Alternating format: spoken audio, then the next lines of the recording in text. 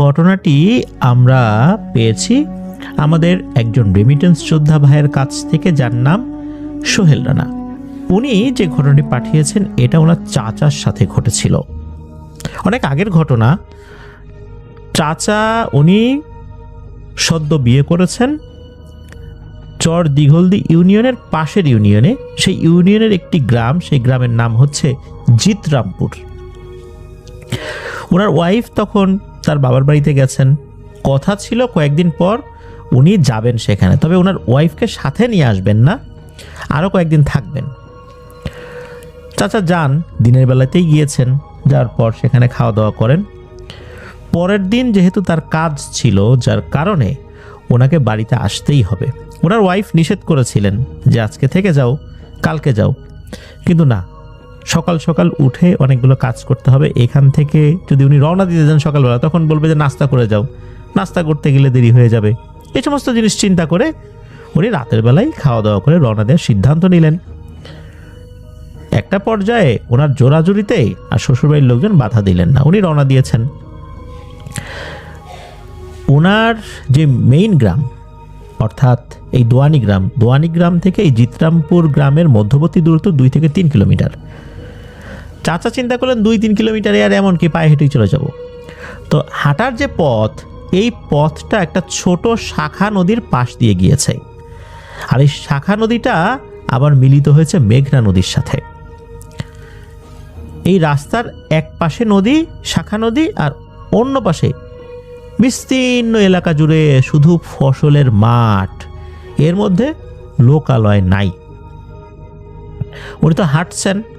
রাত কিন্তু তখন যে অনেক এটাও বলা যাবে না, তবে ওই সময়ের প্রেক্ষাপটে অনেক। ওই সময় প্রেক্ষাপটে রাত যদি 9টা বাজে তাহলে সেটাই অনেক। সন্ধ্যার পরপরই তো গ্রামের মানুষজন হাড় ভাঙা খাটুনি করার কারণে ঘুম চলে আসে, এই জন্য ঘুমিয়েও যায়। আবার সেই আজানের সময় ওঠে, ফজরের আজান দিলেই তাদের ঘুম ভেঙে যায়। তারপর তাদের দিনের কর্মব্যস্ততা শুরু হয়। চাচা তো হাঁটছেন। হাঁটতে হাঁটতে অনেকটা পথ চলে এসেছেন, অর্ধেকটা পথ পাড়ি দিয়ে ফেলেছেন। হাঁটতে হাঁটতে যেই জায়গাটাতে আসেন, ওখানে এসে একদম কোনো লোকালয় নাই। 1.5 কিলোমিটারের মধ্যে কোনো ঘর বাড়িরও দেখা সাক্ষাৎ ওখানে হবে না, এটা উনি জানেন। উনি যখন ওখানে এসেছেন, হঠাৎ করে উনি দেখেন চতুর্দিক থেকে বড় বড় শেয়াল ওনাকে ঘিরে ধরেছে। মনে হচ্ছে শেয়ালগুলো খুব কৌতূহলী দৃষ্টি নিয়ে ওনাকে দেখছে। চাচা শিয়ালগুলো দেখে ওই সময় অস্বাভাবিক কিছু মনে করেন নাই, কারণ গ্রামে এরকম শেয়াল রাতের বেলা দল বেঁধে ঘুরে বেড়ায়। হয়তোবা মনে করেছে কোনো গরু ছাগল বড় আকৃতির অন্ধকারের ভিতরে এসে দেখে মানুষ। ভালো করে ওরা চাচাকে লক্ষ্য করে একটা সময় চলে গেল। চাচা আবার হাঁটা শুরু করলেন। চাচা চিন্তা করলেন একটা বিড়ি ধরাই, ভূত প্রেত কাছে আসতে পারবে না। চাচার বিড়ি খাওয়ার অভ্যাস ছিল, বিড়ি ধরিয়েছেন, হাঁটাহাঁটি করছেন। উনিও হাঁটছেন, বিড়িও খাচ্ছেন। অল্প সময় পর ওনার কাছে মনে হলো লোমশ আকৃতির কোনো একটা জিনিস ওনার পায়ের সাথে স্পর্শ করছে। চিন্তা করলেন কি ব্যাপার, এটা কি? পাশে তাকিয়ে উনি চমকে ওঠেন। উনি দেখেন বিশাল আকৃতির একটা কালো রঙের কুকুর তার গা ঘেঁষে সমান তালে হেঁটে চলছে। কুকুরটার আকার আকৃতি বড়, কালো, তবে চোখ যে জল জল করছে, লাল টকটক এরকম না, স্বাভাবিক। কুকুরটা একদম স্বাভাবিকভাবে হেলে দুলে হেঁটে চলছে, মনে হচ্ছে তার পোষা কুকুর। চাচা কিন্তু প্যারানর্মাল বিষয়গুলো সম্পর্কে ধারণা রাখতেন। গ্রামের মানুষ তো, রাত বিরেতে চলাচল করতে হয়, সাহসী না হলে তো আর চলে না। আর প্যারানর্মাল বিষয় সম্পর্কে ধারণাও তাদের থাকতে হয়, এটা প্রয়োজন। চাচা তখন ওখান থেকে একটু সরে দাঁড়ান, যাতে করে ওই কুকুরের স্পর্শ তার গায়ে না লাগে। ওনার কাছে বিষয়টা ভালো লাগে না, কেননা উনি বুঝতে পেরেছিলেন যে এই সময় এইরকম কুকুর এখানে মোটেও স্বাভাবিকভাবে আসবে না, কারণ আশেপাশে লোকালয় নাই। আর এখানে তো বুনো কুকুর থাকবে না, কুকুর তো সেখানেই থাকে যেখানে আশেপাশে খাবার পাওয়া যায়, লোকালয়ে থাকবে। এরকম বিস্তৃত বিস্তীর্ণ জায়গা জুড়ে একটা বিস্তৃত জায়গা, এমন একটা জায়গা যেখানে বিস্তীর্ণ জায়গা জুড়ে শুধু ফসলেরই মাঠ, এতটা বিস্তৃত ওই মাঠগুলো। লোকালয় নাই, খাবার দাবার নাই, কুকুর আসবে কোত্থেকে? উনি বুঝতে পারলেন বিষয়টা। উনি সাইডে সরে গিয়ে হাঁটা শুরু করেছেন। একটা সময় দেখেন কুকুরটা নাই। এরপরে দেখেন ওনার সামনে বড় আকৃতির একটা বিড়াল চলে এসেছে। এই বিড়াল, এই জিনিসটা তার পথ আগলে দাঁড়ায় নাই, তবে মনে হচ্ছে যে বিড়ালটা তাকে খুব ভালোভাবে পর্যবেক্ষণ করছে। ডাকাডাকিও করছে না, গড় গড় শব্দও করছে না, কিন্তু এক দৃষ্টিতে চাচার দিকে তাকিয়ে আছে। কুকুরের চোখ জল জল না করলেও বিড়ালের চোখটা কিন্তু জল জল করছিল। চাচার হাতে কিন্তু কোনো টর্চ লাইট ছিল না, আগুনের কোনো উৎস ছিল না, শুধু তার বিড়ির সামনে যে আগুনটা ধরে আছে সেটাই, এছাড়া আলোর কোনো উৎস নেই। আর বিড়ির আগুনে তো আর পথ চলা যায় না, সেটা তো অতি সামান্য। আর ওনার কাছে মেচ ছিল, মেচ দিয়ে আর কতটুকুই বা আলো হয়? ওই দেশলাই যখন ধরানো হয় তখন একটু আলো ছড়িয়ে পড়ে, এইটুকুই তো, এছাড়া তো আর কিছু না। ওনার কাছে যেহেতু আলো ছিল না, ওই চাঁদের আলোতেই হেঁটে আসছিলেন, ওই চাঁদের আলোতেই বিড়ালের চোখ জলজল করছিল। কিছু সময় পর ওই বিড়ালটাও মিলিয়ে গেল। উনি তো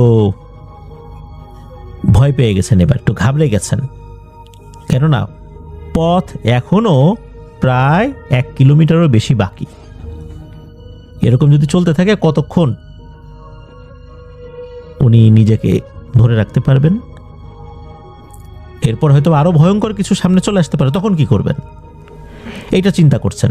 এই চিন্তা করতে করতে হঠাৎ করে মনে হলো পেছনে অনেকগুলো খুরের আওয়াজ। খুরের আওয়াজ বলতে অনেকগুলো গরু যদি একসাথে চলতে থাকে, গরুর পায়ে যে খুর থাকে, খুরের আওয়াজ মাটির উপর পড়ার পর এক ধরনের শব্দ হয়, ওই রকম শব্দ। গ্রামের লোকজন তো এই শব্দের সাথে পরিচিত। উনি পেছন দিকে তাকিয়ে দেখেন আসলেই 7-8টা গরু, তবে গরুগুলোর সাইজ অনেক বড়। এগুলো এমনভাবে হাঁটছে, আর হাঁটার সময় তাদের পাটা মাটির উপর বেশ জোরে রাখছে, এই জন্য ঠক ঠক শব্দ আরো বেশি হচ্ছে। এই গরু দেখে উনি আর দৌড় না দিয়ে পারেন নাই, উনি দিয়েছেন সর্বশক্তি দিয়ে এক দৌড়ে ওই বিড়ি কোথায় চলে গেছে, কি হয়েছে না হয়েছে ওনার খেয়াল নাই। উনি বুঝতে পারছিলেন যে পেছনে গরুগুলো ধেয়ে আসছে, তাদেরও পায়ের আওয়াজ শোনা যাচ্ছে। অনেকক্ষণ দৌড়েছেন, এক পর্যায়ে একটা ঘর উনি দেখতে পান, মানে লোকালয়ের কাছাকাছি চলে এসেছেন। ওই ঘরের উঠোনে গিয়ে হুমড়ি খেয়ে পড়েন আর চিৎকার করতে থাকেন। ওই বাড়ির লোকজন বেরিয়ে আসে, এসে চাচাকে দেখে, চাচাকে তারা চিনতে পারে, বলে কি ব্যাপার, তুমি এত রাত্রে কোত্থেকে আসলা? তখন চাচা সব খুলে বলেন শ্বশুরবাড়ি গিয়েছিলেন উনি। তখন ওই লোকজন বলে যে তুমি তো জানো যে এই রাস্তাটা ভালো না, বিশেষ করে রাতের বেলা এই রাস্তায় একাকী চলাচল করা ঠিক না, এখানে অনেক ধরনের জিনিস আছে, মানুষকে বিরক্ত করে, মেরেও ফেলে। তুমি একা একা আসতেছিলে, আকাশটা তো ভালো করো নাই, আজকে রাত্রে এই বাড়িতে থেকে যাও, কালকে যাও। উনি বলেন না, যেহেতু শ্বশুরবাড়ি থেকে বলে চলে আসছি, শ্বশুরবাড়িতে তো থাকতে পারতাম, এখানে থাকবো না, আপনারা কেউ একজন আসেন, আমাকে একটু আগায় দেন। ওই বাড়ি থেকে 2 জন সদস্য তারা আলো নিয়ে বের হন, চাচাকে বাড়ি পর্যন্ত এগিয়ে দেন, তারাও আবার বাড়িতে চলে আসেন। প্রতিমধ্যে আর কোনো ধরনের কোনো সমস্যা হয়নি। এই ঘটনার ফলে চাচার যে জ্বর এসেছিল, অনেক অসুস্থ হয়ে গিয়েছিল, বিষয়টা এরকম না, চাচার মধ্যে কোনো অসুস্থতা দেখা যায়নি।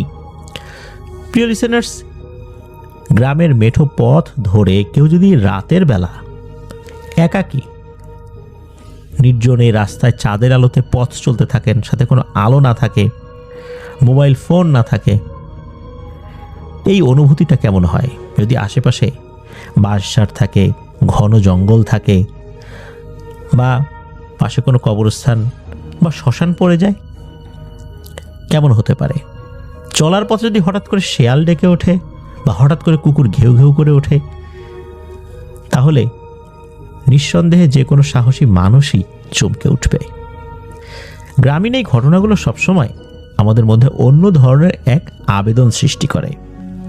এই জন্য গ্রামের ঘটনা বলতেও আমার ভালো লাগে, শুনতেও ভালো লাগে। আশা করি লিসেনারদেরও গ্রামের ঘটনা শুনতে আমার মতোই ভালো লাগে।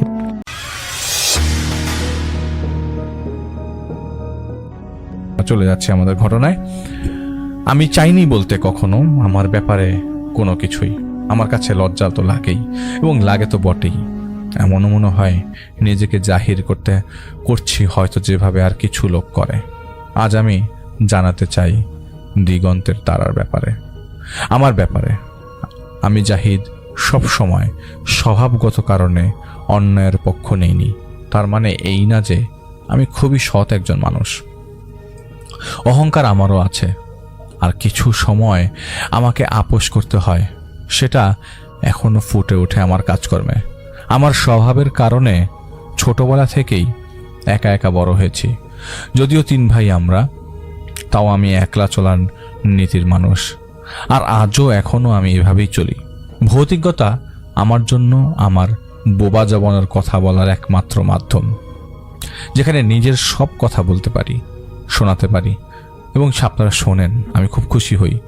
আজ আমি শোনাবো আমার জীবনের সেই কয়েকটা মাসের ঘটনা, যখন অহংকারের জোরে আমি শূন্যে ভাসছিলাম। তখন আল্লাহ আর সব অহংকারীর মতো আমাকেও জানান দিয়েছিল এবং জমিনে ছুঁড়ে ফেলেছিল বাস্তবতা দেখাতে।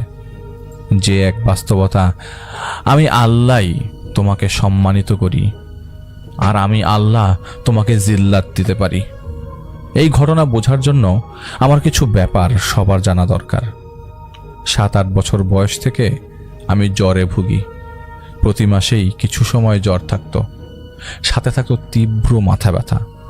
সেই সময় আমি তীব্র জ্বরে ভুগতে থাকা অবস্থায় অনেক কিছু দেখতাম, যা এতগুলো বছর পরে এসে আমি বুঝতে পারছি যে যা দেখেছি আমি তা সত্যি ছিল। একটা কমন ব্যাপার ছিল, যখন আমি তীব্র জ্বরে ভুগতাম তখন আমি ছায়া দেখতে পেতাম। ভয়ের কিছু না, কেবল দেখছে আমাকে। 10-11 বছর বয়সে একদিন তীব্র মাথা ব্যথার সাথে আমার প্রচণ্ড জ্বর এলো। আমি বিছানায় শুয়ে গেলাম, এতটুকুই মনে ছিল। এর মধ্যে আমি দেখতে পেলাম ফুলের বাগানে আমি হাঁটছি কারোর হাত ধরে, যেই হাতটা খুব সুন্দর, আর হাতে রুমাল বাঁধা। এরপর আমার ঘুম ভেঙে যায়, আর আমি চিনতে পারছি না আমি কোথায় ছিলাম। তখন কোথায় ছিলাম আমি জানতাম না। আসলে কি হয়েছিল? যখন আমার বাবা মা দেখলো আমার হুঁশ নাই, আমাকে হাসপাতালে নেওয়া হলো। আমার নাক দিয়ে রক্ত বের হচ্ছিল, আর হৃদস্পন্দন ছিল না। হাসপাতালে নেওয়ার পর ডাক্তাররা ট্রিটমেন্ট করার এক সময় দেখলেন আমার পালস নাই। 5 মিনিট পর আমার বাবাকে ডেকে ডাক্তার বলার চেষ্টা করছিলেন, তখনই নাকি আমি আবার শ্বাস নিতে শুরু করি। ছোটবেলায় শুনতাম প্রায় এই কথা। 2005 সালে আমি আর আমার ছোট ভাই স্কুলে যাবার ভ্যানে ছিলাম। আমার ছোট ভাইটা কি জানি দেখে ভয় পেয়ে ভ্যানের গেট খুলে দিয়ে দৌড় দেয়, আর আমি দেখলাম নিমেষেই একটা মাইক্রোবাস ওকে ধাক্কা দিল। আমি ভ্যান থেকে নামতে নামতে দেখি আমার ছোট ভাইটা ওই গাড়ির নিচে আটকে আছে, আর সেই গাড়িটা চলছেই। গাড়ির নিচে আটকে থাকা আমার ছোট ভাইটাকে টেনে হিঁচড়ে নিয়ে গেল 90 গজ দূরে। গাড়ির ড্রাইভার চেয়েছিল রেড সিগন্যাল পার করতে, পালাতে। আমি ছোট ছিলাম, কাঁদতে কাঁদতে গাড়ির পেছনে, এই আশায় যেন কিছু না হয়। কিছু দৃশ্য আজও মনে আছে। প্যান্ট ছিঁড়ে গেছে, গাড়িটা চলছে, আর গাড়ির নিচে 2টা পা ধাক্কা খেয়ে যাচ্ছিল। এই দৃশ্য কেবল আমি একাই দেখেছিলাম, আর কেউ দেখেনি। গাড়ি চলার সময় ওর এক পায়ের জুতা ছিটকে আরেক দিকে গেছে। গাড়ির নিচ থেকে ওকে যখন উদ্ধার করলো তখন চারদিকে কেবল রক্ত, আর যে যা দেখেছি তা বর্ণনা করা সম্ভব না। হয়তো সেদিন সেই মুহূর্ত থেকে আমার সেন্স করার ক্ষমতা বলি, দেখার ক্ষমতা বলি, বা অভিশাপ যাই বলি না কেন, তার শুরু হয়। রক্তে মাখা ছিলাম সারাটা দিন, মুখ বন্ধ হয়ে গিয়েছিল কান্না করা ছাড়া। সেদিন বাসায় একা ছিলাম। বিশ্বাস করুন, অত ছোট বয়সে সেদিন যেদিন সকালে এত কিছু ঘটে গেল, সেদিন আমি একাই ছিলাম। কান্না আর শখের কারণে লাগা ভয়ে আমি তখন শেষ। আমাদের ঘরে কত লোক, কিন্তু আমার খবর কেউ নেওয়ার সময় পায়নি। ধীরে ধীরে সবাই চলে গেল। দরজা খোলাই ছিল। আমি ঘুমিয়ে করে সেদিন সকালের পুনরাবৃত্তি দেখছিলাম। এমন সময় আমার ঘুম ভেঙে গেল। আবছা আলোয় গলায় মাফলার জড়ানো, কোট পরা কেউ আমাকে জড়িয়ে ধরে মাথায় হাত বুলাচ্ছে। আমি আমার বড় ভাই মনে করে জড়িয়ে ধরে বলতে লাগলাম, আমার ভয় লাগছে অনেক। আমি শুধু শুনলাম, আর ভয় লাগবে না, শুধু এতটুকুই। আমি আবার ঘুমিয়ে পড়ি আর আমার মায়ের ডাকে আমার ঘুম ভাঙে। 3 মাস পর যেদিন আমার ছোট ভাইয়ের, যার 6টা ফ্র্যাকচার আর মাথার খুলির অর্ধেক ছিল না, যার বাঁচার কথা ছিল না, সে ফিরে এলো। আর আমার বাবা আমাদের ছেড়ে চলে গেলেন।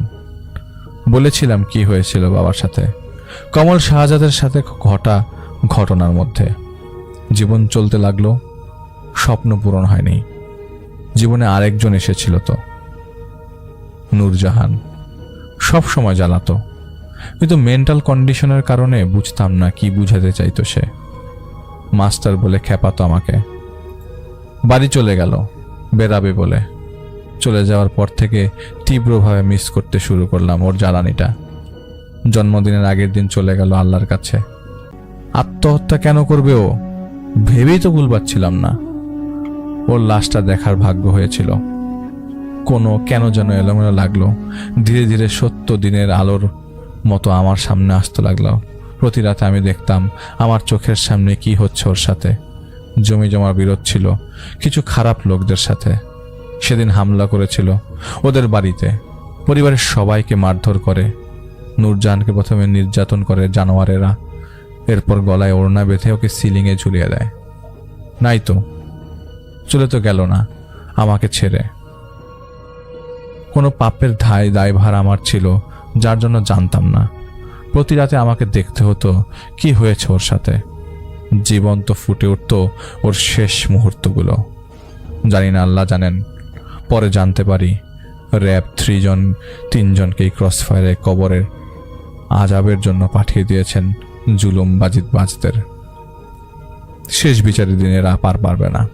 কিন্তু আমার সাথে থামছিল না। এসব আজব এক ক্ষমতা চোখের সামনে দেখা কোনো কিছু দেখলে মানুষ পাগল হয়ে যাবে। আমিও তো মানুষ, তাই না? একবার ফাঁসি নিতে গেলাম, কাপড়টা ছিঁড়ে গেল। ট্রেনে ঝাঁপ দিলাম। আমির সাহেব, যাকে আমি তখন ছায়ার মতো দেখতাম, আল্লাহর মাধ্যমে তিনি আমাকে বাঁচালেন। এরপরেও কয়েকবার চেষ্টা করেছি, কিন্তু প্রথম 2বারের মতো আর এত সাহস আসেনি। 2010 থেকে 2013 আমার ডিপ্রেশন ছিল চরম অবস্থায়, যা এখনো আছে। 2013 সালে প্রথম কাজ করার পর থেকে যেন একটা শোরগোল পড়ে গেল।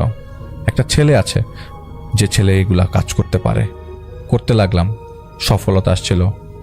ডলিদের কাজ করার পর তো আরও কাজ আসতে শুরু করে। সম্মান আতিথেয়তা বেশি হয়ে গেছিল।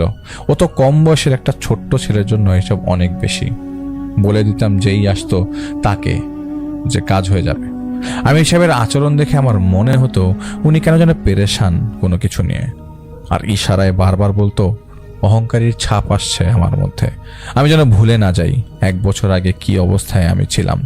উনি আমাকে একদিন বলেছিল, জাহিদ, যেদিন তুমি আছাড় খেয়ে জমিনে পড়বে সেদিন বুঝবে জমিনের উপর চলাটা কত কঠিন। আমি ছোট থাকতে আগে রাতে যখন ঘুমাতাম, আমি দেখতাম গলায় মাফলার জড়ানো, কোট পরা কেউ দাঁড়িয়ে আছে আমার পায়ের কাছে সব সময়। বড় হওয়ার পরেও এমনটাই ছিল, কিন্তু 2010 সালের ডিসেম্বরের পর থেকে আর দেখিনি। 2014 সালের ফেব্রুয়ারি আমি ডায়েরিতে লিখে রাখতাম কার কি কাজ করছি। এভাবে এক এক সময় একটানা 72টা কাজ সফলভাবে শেষ করতে পেরেছি, তাও সর্বোচ্চ 5-6 দিনে। কেন যেন কোনো কিছু সময় আমি কোনো সময় সমস্যা আক্রান্ত ব্যক্তির কাছে গেলেও সেটা ঠিক হয়ে যেত। এতটুকুই বলতে চাই যে কেন যেন আমার চেষ্টা ছাড়া কাজগুলো হয়ে যাচ্ছিল। কিভাবে যেন জেনে যেতাম কোথায় কি লুকানো, এমনকি মাটির নিচেও। যেন আমি মাটি ভেদ করে দেখতে পারছি কোথায় কি। আমির সাহেব বলতো, এখনো সেই সময় এসেছে, এখন তুমি হয় নিজেকে কন্ট্রোল করো, না হয় নিঃশেষ হয়ে যাবে। আমি বললাম, কেন নিঃশেষ হব? আমি তো 2 নম্বরই কিছু করছি না, আর আপনি তো আছেন। উনি উনি বলেন, জাহিদ, ক্ষমতা প্রয়োগের উপর যদি নিয়ন্ত্রণ না থাকে তাহলে এই ক্ষমতা তোমাকে শয়তানের অনুসারী বানিয়ে ফেলবে। মনে রেখো, আল্লাহর দান ভুল জায়গায় ব্যবহার করার পর তিনি রাগ হন। অনেক ক্ষমতাধর শক্তি এমন লোকদের খুঁজে যারা তোমাদের মতো তাদের নজরে এলে বেশিরভাগ খারাপ হয়ে যায়। এই কথাগুলো এক কান দিয়ে ঢুকে আর এক কান দিয়ে বের হতো আমার। একদিন একটা ফোন এলো। একটা লোক, বয়স 60 হবে, ভদ্রলোকের নাম কাশেম। তিনি 35 বছর ধরে জিন ছাড়ানোর কাজ করতেন। সমস্যা হলো তাকে জিনে ধরেছে। শুনে আমি রাজি হয়ে যাই। পরের দিন একজন লোক, যিনি তার ছেলে, তিনি এসে আমাকে নিয়ে যান তাদের বাড়িতে। সেখানে যে আমি জানতে পারি ওই ভদ্রলোক সেখানে থাকেন না। কোথায় থাকেন জানতে চাইলে তার স্ত্রী বলে, পাশের এক পোড়া বাড়িতে থাকে, তার কাছে যাওয়া যায় না, গেলেই যে কেউ অসুস্থ হয়ে যায়। আর তিনি বাজেভাবে তাকিয়ে থাকেন এবং হুঙ্কার করে কথা বলেন। আমি বলি, কিছু কি জানেন কিভাবে কি হলো? তখন তার স্ত্রী আমাকে খুলে বলেন কিভাবে শুরু হলো এত কিছু। কাশেম সাহেব একদিন সিলেট গিয়েছিলেন। একটা 7-8 বছর বয়সের মেয়ের উপর বজ্জিন ভর করেছে সেটা ঠিক করতে। সে জায়গায় কাজ করে ঢাকায় ফিরছিল। কোনো কারণে তিনি ঢাকায় সরাসরি ফিরে আসতে পারছিলেন না, কারণ তিনি কিছু দূর আসার পর তাকে নিয়ে আসা বাস খারাপ হয়ে যায়। পরে লোকাল গাড়ি দিয়ে কিছু দূর আসার পর সেটার হেডলাইট খারাপ হয়ে যায়। এরপর একটা সিএনজি তাকে পাশের থানায় নামিয়ে দিবে এই উদ্দেশ্য নিয়ে চলতে শুরু করার 2 মিনিটের মাথায় তার সিএনজির পেছনের চাকা খুলে যায়। এসব দেখে তিনি বুঝতে পারছিলেন যে আসলে যাত্রাপথ ভালো না, তাই এত বাধা আসছে। তিনি বাধ্য হয়েই হাঁটছিলেন। ততক্ষণে রাত 3:30 মতো। বর্ষাকাল ছিল আর হুট করেই বৃষ্টি নামা শুরু হয়। ঝুম বৃষ্টির মধ্যে তিনি দেখতে পান তিনি হাঁটছেন বাম পাশ দিয়ে, আর অবিকল তার মতো করেই কালো কিছু হাঁটছে রাস্তার ডান দিক দিয়ে। তিনি থেমে দাঁড়িয়ে ভালো করে দেখার চেষ্টা করলেন। দেখলেন সেই অবয়বটা চুপ করে দাঁড়িয়ে আছে। কাশেম সাহেব অভিজ্ঞ একজন লোক। তিনি পাত্তা না দিয়ে তার হাতের লাঠিটা দিয়ে পিচের রাস্তায় 3টা টোকা দেন। আর সেই সময় অপর প্রান্ত থেকেও একইভাবে টোকার 3টা শব্দ তিনি শুনতে পান। এবার কাশেম সাহেব দোয়া পরে ফু দিলে সেই অবয়বটা লাফ দিয়ে একটা গাছে উঠে যায়। হনুমানের মতো এক গাছ থেকে আরেক গাছে লাফাতে লাফাতে সরে যায়। সেখান থেকে কাশেম সাহেব টের পেলেন তার শরীর ভার হয়ে আসছে। হয়তো বাতাস আর বৃষ্টির কারণে ঠান্ডা লাগছে, তাই তিনি একটা জায়গা খুঁজতে লাগলেন নিজেকে একটু শুকানোর জন্য। তিনি কিছু দূর হাঁটার পর একতলা মাটির পরিত্যক্ত বাড়ি দেখতে পান রাস্তার পাশে। সেটার ছাউনির নিচে যে আশ্রয় নেন। তিনি নিজেকে শুকিয়ে ফেলার সময় লক্ষ্য করলেন বৃষ্টির তোর যেন আরও বেড়ে গেল। কি করবেন সেই দুশ্চিন্তায় তিনি ছিলেন। ওই মুহূর্তে তিনি টের পেলেন এই মাটির ঘরের ভেতর থেকে গুনগুন করে কিছু পাঠ করার শব্দ আসছিল। গুনগুন করার শব্দ। এত ঝুম বৃষ্টির মধ্যে কে গুনগুনায় তা দেখার জন্য পাশে ঘুরে দেখতে পান দরজা খোলা। ভেতর থেকে কুপি বাতির আলো আসছিল। তিনি গলায় বেশ কয়েকবার খাকরি দিলেন, কিন্তু গুনগুনানি চলছিল। কাশেম সাহেব অভিজ্ঞ একজন মানুষ, বুঝে গিয়েছিলেন এটা একটা মায়া। গলায় খাকরি দেওয়ার পর গুনগুন করার কোনো কারণ তো থাকে না। আর ঝড়ো বৃষ্টির ভেতরে কেউ দরজা খোলা রাখে না। এছাড়া মহাসড়কের আশেপাশে মাটির ঘর, এই তুফানের মতো রাত। আর একটু আগে তিনি দেখেছিলেন একটা ছায়া। তাই তিনি তার লাঠি দিয়ে মাটির দেয়ালে জোরে কয়েকটা বাড়ি মেরে বলেন, এই বদমাইশ, আমার সাথে খেলা চলবে না। এখান থেকে ভাগ নিলে একটাকে বোতলে বন্দি করে এনেছি, এবার তোকেও সাথে করে নিয়ে যাব। তিনি শুনতে পেলেন সেই মাটির দেয়ালের সেই অপর প্রান্ত থেকে একইভাবে শব্দ ইকো হয়ে ভেসে এসে লাগলো লাঠির টোকা দেয়ার। আর একই কথা, একই সুর, আমার সাথে খেলা চলবে না, এখান থেকে ভাগ না হলে একটা করে বোতলবন্দি করে এনেছি, আবার তোকেও সাথে করে নিয়ে যাব। এই কথা শুনছিলেন কাশেম সাহেব ভয়ানক চিকন কণ্ঠে। তিনি দোয়া পড়তে শুরু করেন জোরে জোরে। আর তখনই ধূপ ধূপ করে সেই ঘর থেকে বের হয়ে যায় কিছু জিনিস। আর বৃষ্টির পানির মধ্যেও ছলাৎ করে কারোর দৌড় দেওয়ার শব্দ তিনি শুনতে পেলেন পরিষ্কার। কাশেম সাহেব সেখান থেকে বের হবার সময় খেয়াল করলেন তখনও সেই ঘরে আলো জ্বলছে কুপির। তিনি লাঠি দিয়ে তার চারপাশে বাড়ি মারতে মারতে সেই ঘরে উকিয়ে দিয়ে দেখলেন একজন মহিলা বসে আছে, সেখানে ঘোমটা দিয়ে বসা। তিনি দোয়া পড়তে যাবেন, সেই সময়ে সেই ঘোমটা দেওয়া মহিলা তার ঘোমটা সরিয়ে তার উপর লাফ দিয়ে পড়ে। কুপির আলোতে তিনি দেখতে পেয়েছিলেন মহিলার মাথাটা পচা একটা মাথা, যেন চামড়া লেগে আছে মাথাটায়, শুধুমাত্র চামড়া। সেখান থেকে তিনি মুক্ত হয়ে ছুটে সরে যে দৌড় দিতে লাগলেন। কিছু দূর যেয়ে তিনি তার পেটে জ্বালা পোড়া অনুভব করতে লাগলেন। হাত দিয়েতেই তিনি ব্যথা টের পেলেন, মানে তার পেট কেটে গেছে। সেই সময় তার চারদিক থেকে শিয়ালের ডাক ভেসে আসতে লাগলো, যে ডাক শুনে তার পিলে চমকে গিয়েছিল। তিনি খুব কষ্টে নড়তে পারছিলেন, একদম চুপ হয়ে দোয়া পড়ছিলেন। সে সময় তিনি বুঝতে পারছিলেন আশপাশের গাছগুলো থেকেও কেউ তার দিকে তাকিয়ে আছে। অনেকগুলো চোখ যেন তাকে দেখছে, যেন তিনি কোনো অভুক্ত অদেখা জীবের শিকার। তিনি দুয়া দুরুদ পড়তে পড়তে ইশারা করে গোল একটা দাগ কেটে বসে পড়েন সেখানে। বৃষ্টির তোর কমতে শুরু করে, আর ধীরে ধীরে তিনি যেন চারপাশটা ভালো করে দেখতে পাচ্ছিলেন। তিনি দেখলেন মহাসড়কের পাশে নেই তিনি একটা মেঠো পথের মাঝে বসে আছেন। তার পিঠের দিকে বড় বড় গাছের বাগান, আর সামনের দিকে বড় একটা বিলের মতো কিছু। তুফানের পর যেভাবে বাতাস বয়ে যায় সেভাবে বাতাস বইছিল। তিনি এবার ভালো করে তাকিয়ে দেখতে পান যে একটা লাশের খাটিয়া রাখা তার থেকে বেশ কিছু দূরে, আর বামন আকৃতির কয়েকজন সেই লাঠির খাটিয়ার কাছে দাঁড়িয়ে তাকে ডাকছে। তিনি যে নিজেকে শান্ত করেন, কারণ তিনি জানতেন যে এই বন্ধনীতে তিনি আছেন সেখানে সেফ আছেন। তাই তিনি সূরা ইয়াসিন পড়তে শুরু করেন। পড়ার সময় দেখতে পেলেন পাশের বন থেকে কেউ বেরিয়ে এসেছে, যার চেহারা তিনি বুঝতে পারছিলেন না। তিনি আরো জোরে পড়ছিলেন তখন সেই সূরা।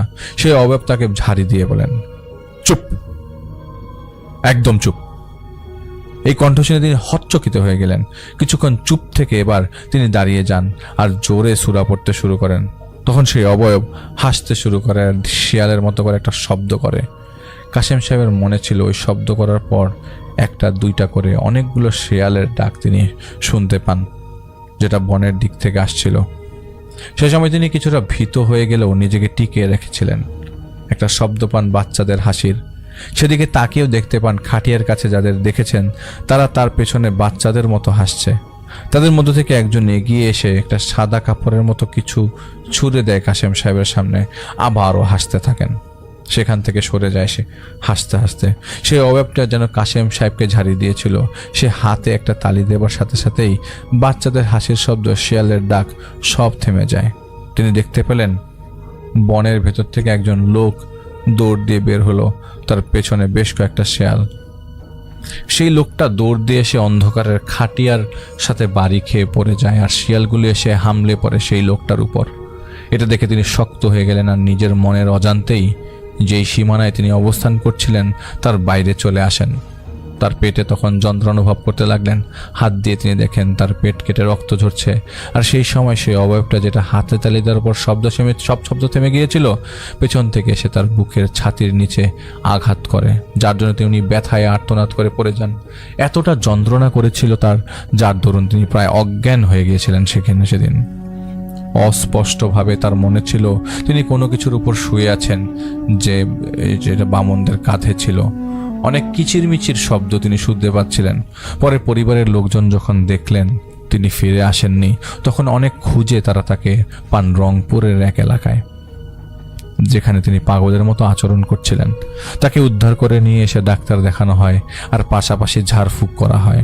ধীরে ধীরে তিনি সুস্থ হলেও কথা বলতেন না, এমনভাবে তাকাতেন যেন সেই তাকানোর দৃষ্টিতে মানুষ না মনে হবে একটা হিংস্র পশু কারো দিকে তাকিয়ে আছে।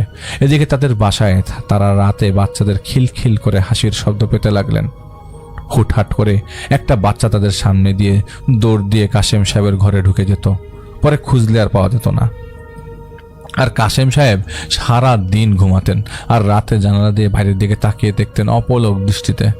কাশেম সাহেবের সমস্যার সমাধান হচ্ছিল না, এমনকি তার শারীরিক আকার পরিবর্তন হচ্ছিল। তার মুখের ডান পাশটা শুকিয়ে যাচ্ছিল, আর তার হাঁটার ধরন বদলে দিয়েছিল একদম। একদিন রাতে কাশেম সাহেবের স্ত্রী নাকি ঘুম থেকে উঠে দেখতে পান তার স্বামী গুনগুন করে কি যেন গাইছে। তিনি 2-3 বার ডাক দিলেও সাড়া দেননি কাশেম সাহেব। তিনি উঠে যেয়ে তাকে ধরার পর দেখলেন যে কাশেম সাহেবের শরীর অনেক গরম। কিছু বলতে যাবেন তখন পেছন থেকে কেউ তাকে ধাক্কা দিয়ে ফেলে দেয় সামনের দিকে। তিনি ফিরে তাকালে দেখতে পারেন কাশেম সাহেব দাঁড়িয়ে আছেন, নাক মুখ তিনি এমনভাবে খিঁচতে লাগলেন যেন একটা মানুষ না, সে একজন জানোয়ার। তখনই কাশেম সাহেব তার স্ত্রী গলা চেপে ধরেন। সেই সময় আজান ভেসে আসলে কাশেম সাহেব ডিগবাজি খেয়ে কয়েক হাত দূরে শোকেসের উপর আছড়ে পড়েন নিজেই। কাশেম সাহেবের স্ত্রী ঘর থেকে বের হয়ে চিৎকার চেঁচামেচি করে ছেলেদের ডেকে নিয়ে আসেন, কিন্তু আশ্চর্যজনক কাশেম সাহেবের স্ত্রী দেখতে পান শোকেসের কিছুই হয়নি, আর কাশেম সাহেব ঘুমাচ্ছেন। এদিকে এই ঘটনার 2 দিন পর রাতে কাশেম সাহেব যেন ঘুম থেকে জেগে উঠলেন। ওনার কেন যেন মনে হলো তিনি মাত্রই ঘুম থেকে জেগে উঠেছেন। তার মনে হতে লাগলো তিনি এলেন কোথায়, কেন তার তখন কেবল জ্ঞান হারানোর আগ মুহূর্তের কথা মনে আছে। তিনি উঠে দাঁড়িয়ে ধীরে ধীরে বুঝতে পারলেন যে তিনি তার নিজের বাড়িতেই আছেন। তিনি উঠে দাঁড়াবেন, সে সময় রান্নাঘর থেকে গ্লাস নিচে পড়ে ভেঙে যাওয়ার শব্দ আসে। আর রান্নাঘরে আগুন দাউ দাউ করে জ্বললে অন্ধকার যেভাবে বুঝতে পারা যায়, সেভাবে তিনি বুঝতে পারছিলেন যে রান্নাঘরে আগুন জ্বলছে। তার মনে ভয়ে উদ্রেক হয় এবং তিনি দ্রুতই সেখানে যান। রান্নাঘরে ঢুকেই তিনি দেখতে পান রান্নাঘরের চুলায় দাউ দাউ করে আগুন জ্বলছে, আর সেই আগুনের উপর 2 পায়ে ভর দিয়ে বসে আছেন তার স্ত্রী, যার চেহারা পুড়ে গেছে। 2 হাতে একটা শিশু বাচ্চাকে ক্ষুধার্ত জানোয়ারের মতো কামড়াচ্ছিল। এটা দেখে প্রচণ্ড সাহসী কাশেম সাহেব অবচেতনভাবেই একটা চর মেরে বসেন, আর তখনই সবকিছু ধূপ করে গায়েব হয়ে যায় চোখের সামনেই, যেন ব্ল্যাক হোল সব আলো গিলে ফেলেছে। কি হলো তিনি বুঝে ওঠার আগেই তিনি সেই গুনগুন করার শব্দ শুনতে পেলেন তার ঘর থেকে। তিনি তার ঘরে যে দেখতে পেলেন জানালার পাশে তিনি নিজেই হাঁটু ছড়িয়ে বসে আছেন, শরীরের কাপড়গুলো ছিঁড়ে গেছে, তার দিকে তাকিয়ে তার মতো দেখতে অবয়ব হাসছে। তিনি এতটুকু দেখতে পেয়েছিলেন যে তার মতো দেখতে অবয়বটা তার মুখ থেকে রক্ত গড়িয়ে পড়ছে। তিনি এবার সেই অবয়বের দিকে তেড়ে যাওয়ার সময় হুট করে পাশ থেকে তার স্ত্রী তার পেটে ধারালো কিছু ঢুকিয়ে দিয়ে এক পাশ থেকে আরেক পাশ অবধি কেটে দেয়। তার স্ত্রী সেই ভয়ানক রূপে খিলখিল করে হাসছিল। তিনি দেখতে পান তার শরীরের ভেতর থাকা অংশ বাইরে বের হয়ে যাচ্ছে। আজ দরুন তিনি জ্ঞান হারিয়ে ফেলেন। তার জ্ঞান ফেরে হাসপাতালে, আর জ্ঞান ফেরার পর তিনি দেখতে পান যে তিনি পুলিশের পাহারায় আছেন। মূলত সেই রাতে ঘটনা কাশেম সাহেবের সাথে হয়েছে একরকম, আর ওনার পরিবারের সাথে ঘটেছিল আরেক রকম। রাতে গম গম শব্দে কাশেম সাহেবের স্ত্রী ঘুম ভেঙে যায়। তিনি উঠে দেখতে পারেন কাশেম সাহেব যেন বাতাসে ভেসে আছেন, অদৃশ্য কিছু যেন ওনাকে শূন্যে তুলে রেখেছে। তিনি ভয়ে মুখ দিয়ে শব্দ বের করতে পারছিলেন না গোঙানো ছাড়া। তিনি কাঁপতে কাঁপতে হারুন বলে তার বড় ছেলেকে ডাকতে যেয়ে দেখে হারুনের লাশ পড়ে আছে, হাত পা ছেঁড়া অবস্থায়। ঠিক তখনই তিনি শুনতে পান কাশেম সাহেবের ভারী গলায় বলছেন, কি দেখছিস? এটা বলেই ওনার গাল বরাবর বটি দিয়ে ধুয়ে বলেন, এই যে তোদের রান্নার বটি, জানিস কত ধরনের রক্ত লেগেছে এটায়, আজ মানুষের রক্ত লাগলো। বলেই ওনাকে ধরতে যাবে, সেই সময় তিনি কোনোভাবে দৌড় দিয়ে দরজা খুলে বাইরে গিয়ে চিৎকার করতে শুরু করেন। তার চিৎকারে প্রতিবেশীরা ছুটে আসেন। প্রতিবেশীদের নিয়ে ঢোকার সময় তারা সবাই দেখতে পায় কাশেম সাহেব কাপড়বিহীন অবস্থায় হাত পা মিলিয়ে জানোয়ারের ভঙ্গিতে তাদের দেখছে। কোনো প্রতিবেশী যখন আলো ফেলেন তার দিকে তিনি লাফ দিয়ে উপরে চলে যান। এদিকে প্রতিবেশীরা ঘরে ঢুকে দেখতে পায় কোনো মানুষের লাশ নয়, সেটা ছিল একটা বড় কুকুরের মরা শরীর, যেন বাঘ বা সিংহ খুবলে খেয়েছে। আর সাথে সাথে তার ছেলেরাও সেখানে ছিল সহি সালামত। কাশেম সাহেবকে খুঁজতে বের হলে বেশ কয়েকজন তাকে পায় একটা আম গাছের নিচে মাটিতে দেবে রাখা অবস্থায়। সেখান থেকে উদ্ধার করা হয়। উদ্ধার করার সময় তার পেটের ভেতরে বটির কিছু অংশ ছিল। হাসপাতালে তিনি একদম স্বাভাবিক ছিলেন, আর কাশেম সাহেব জানতেন যে তার কারণে তার পরিবারের ক্ষতি হবে, তাই তিনি একা থাকার সিদ্ধান্ত নেয় এবং তিনি নিজেই ঠিক করেন যে কে কেন তার পিছিয়ে লেগেছে তা তিনি নিজেই খুঁজে বের করবেন এবং আল্লাহ যা কপালে রাখলেন তাই হবে। কিন্তু এরপর তিনি আর স্বাভাবিক অবস্থায় ফেরেননি, চলে যান, চাল চলন যায় বদলে, শরীর ফুলে গেছে। তিনি তার এলাকার বাড়ির পাশে বেশ দূরে একটা ভাঙা বাড়িতে থাকতেন, বের হতেন না। আর রাতে সেখান থেকে অদ্ভুত শব্দ ভেসে আসতো। তার স্ত্রী, তার ছেলেরা এবং তার কাছে গেলে তিনি এমনভাবে তাকাতেন যার ফলে 1-2 মিনিটের মধ্যে বমি এবং তীব্র মাথা ব্যথা হতো তাদের। আর শয়তানি এক হাসি তার মুখে লেগেই থাকতো। এই কথাগুলো আমি যখন শুনছিলাম তখন আমার কাছে মনে হতে লাগলো যেভাবে ক্যামেরা ফোকাস অ্যাডজাস্ট হয় সেভাবে অ্যাডজাস্ট হচ্ছিল আমার চোখের দৃষ্টি। কথাগুলো শুনে আমি সেদিন চলে আসি। ফিরতে ফিরতে রাত হয়ে যায় আমার। বাড়ি ফিরে আসার পর মন অনেক অস্থির লাগছিল। এমন লাগছিল যে মন যেন মহাপাপী আমি, কেন যেন খুব অশান্ত হয়ে পড়েছিলাম। নামাজে দাঁড়ালাম, ইবাদতে মন বসছিলই না। হঠাৎ করে আমি ঘুমিয়ে গেলাম। আমি কিন্তু ঘোরের মধ্যে ঢুকে যাই মাঝে মাঝে। সেদিন ঘোরের মধ্যে ঢুকিনি, আমি আসলেই ঘুমিয়ে গিয়েছিলাম। ঘুম থেকে ওঠার পর কেন যেন নিজেকে হালকা লাগছিল। দেখলাম সকাল হয়ে দুপুর চলে এসেছে। আমি উঠে বসার সাথে সাথেই একটা কথা ভেসে আসলো। গেল এতগুলো বছরে তুমি রাতে এক পলক ঘুমাওনি? ঘুমালে কিভাবে? ঘাড় ঘুরে তাকিয়ে দেখি যেই কর্নারটা অন্ধকার, সেখানে রাখা চেয়ারে আমির সাহেব বসে আছেন। আমি বললাম, আমি জানি না। বলতে বলতে আমি আবারও ঘুম পেয়ে বসে যাই এবং আমি কয়েক সেকেন্ডে আবার ঘুমিয়ে যাই। এবার আমি স্বপ্নে দেখতে পাই যে আমি বড় হয়ে গিয়েছি আর সেই ফুল বাগানে আমি হাঁটছি। আমার পাশে কেউ হাঁটছে, আমার কাঁধে হাত রেখে। সেই হাত, সেইভাবেই রুমাল বাঁধা সেই হাতে। আর এবার ধাক্কায় আমার ঘুম ভেঙে যায়। এই, তুমি কি দেখেছিলে? আমি বলি, রুমাল আঙ্কেল। উনি বলেন, রুমাল আঙ্কেলকে? আমি বলি, আমি আগে ছোটবেলায় দেখতাম, এরপর অনেকদিন দেখিনি, বড় হওয়ার পর থেকে ইদানিং দেখছি। উনি জিজ্ঞেস করেন, কতদিন ধরে দেখছো? আমি বলি, অনেক দিন, ডলিদের বাসা থেকে আসার পর, ওই সময় থেকে। উনি আমাকে বলেন, কই আমাকে তো বলনি। আমি বলি, সমস্যা নাই তো, ছোটবেলার স্বপ্ন। এটা বলে আমি উঠে যাব, তখন তিনি আমার হাত চেপে ধরেন। উনি আমাকে বলেন, তোমাদের মধ্যে কথা হয় কেন? তোমাদের মধ্যে কি কোনো কথা হয়? আমি ব্যাপারটা এড়িয়ে যেয়ে বলি, না না, আমি তো সেই একই স্বপ্ন দেখি যার হাত ধরে বাগানে হাঁটছি। উনি আমার হাত ধরে ওনার মতো করে কিছু দেখার চেষ্টা করেন। এরপর উনি সেখান থেকে চলে যাবেন। সেই মুহূর্তে আমি বলি, কাশেম সাহেবের সমস্যাটা কি জানেন? উনি উত্তর না দিয়ে চলে যান। আমি ভেবে নেই যে উনি শুধু শুধু ভাবছেন হয়তো আমার কোনো সমস্যা আছে মনে হয়। সেদিন বিকেলে আরেকটা কাজ আসে আমার কাছে। একজনকে জাদু করা হয়েছে, আর রাতের বেলা নাকি শব্দ আসে নুপুরের। নর্মালি সব শুনে ফিরে আসছিলাম বাসার দিকে। আমি রেল লাইন দিয়ে হাঁটছিলাম, একটা তাল গাছ ছিল সেখানে, আর এখন আর নেই। পাশ দিয়ে যাওয়ার সময় তাল পাতা বাতাসে নড়লে যেমন শব্দ হয়, আমি সেমন শব্দ শুনতে পাই। আমি তাকিয়ে দেখতে পারি টিকটিকি যেভাবে নুয়ে নুয়ে উপর থেকে বেয়ে বেয়ে নিচে নেমে আসে, সেভাবে একজন নিচে নেমে আসছে, যার শরীরটায় কোনো চামড়া নাই।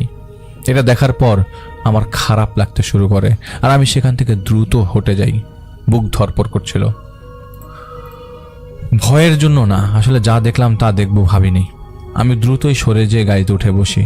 চিন্তা করছিলাম এমনটা কেন হলো। আসলে সেই সময় আমার সাথে অনেক কিছু হচ্ছিল যা আমি আমির সাহেবকে বলিনি। আমি কাউকে কিছু বলতে এমনিতেও বলি না, আর ভেবে নিয়েছিলাম যে আমল করছি সেই জন্যই হয়তো আমার দেখাশোনার ক্ষমতা বৃদ্ধি পাচ্ছে।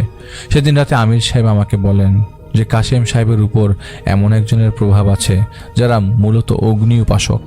লোকালয়ে কেন এলো তা আমরা বলতে পারবো না, কিন্তু এমন কিছু তো হয়েছে যার কারণে সেই লোক এই লোকের ক্ষতি করছে এইভাবে সেই লোকটার দ্বারা কারোর বড় ক্ষতি করার চেষ্টায় আছে, বিশেষ করে কোনো শিশুর।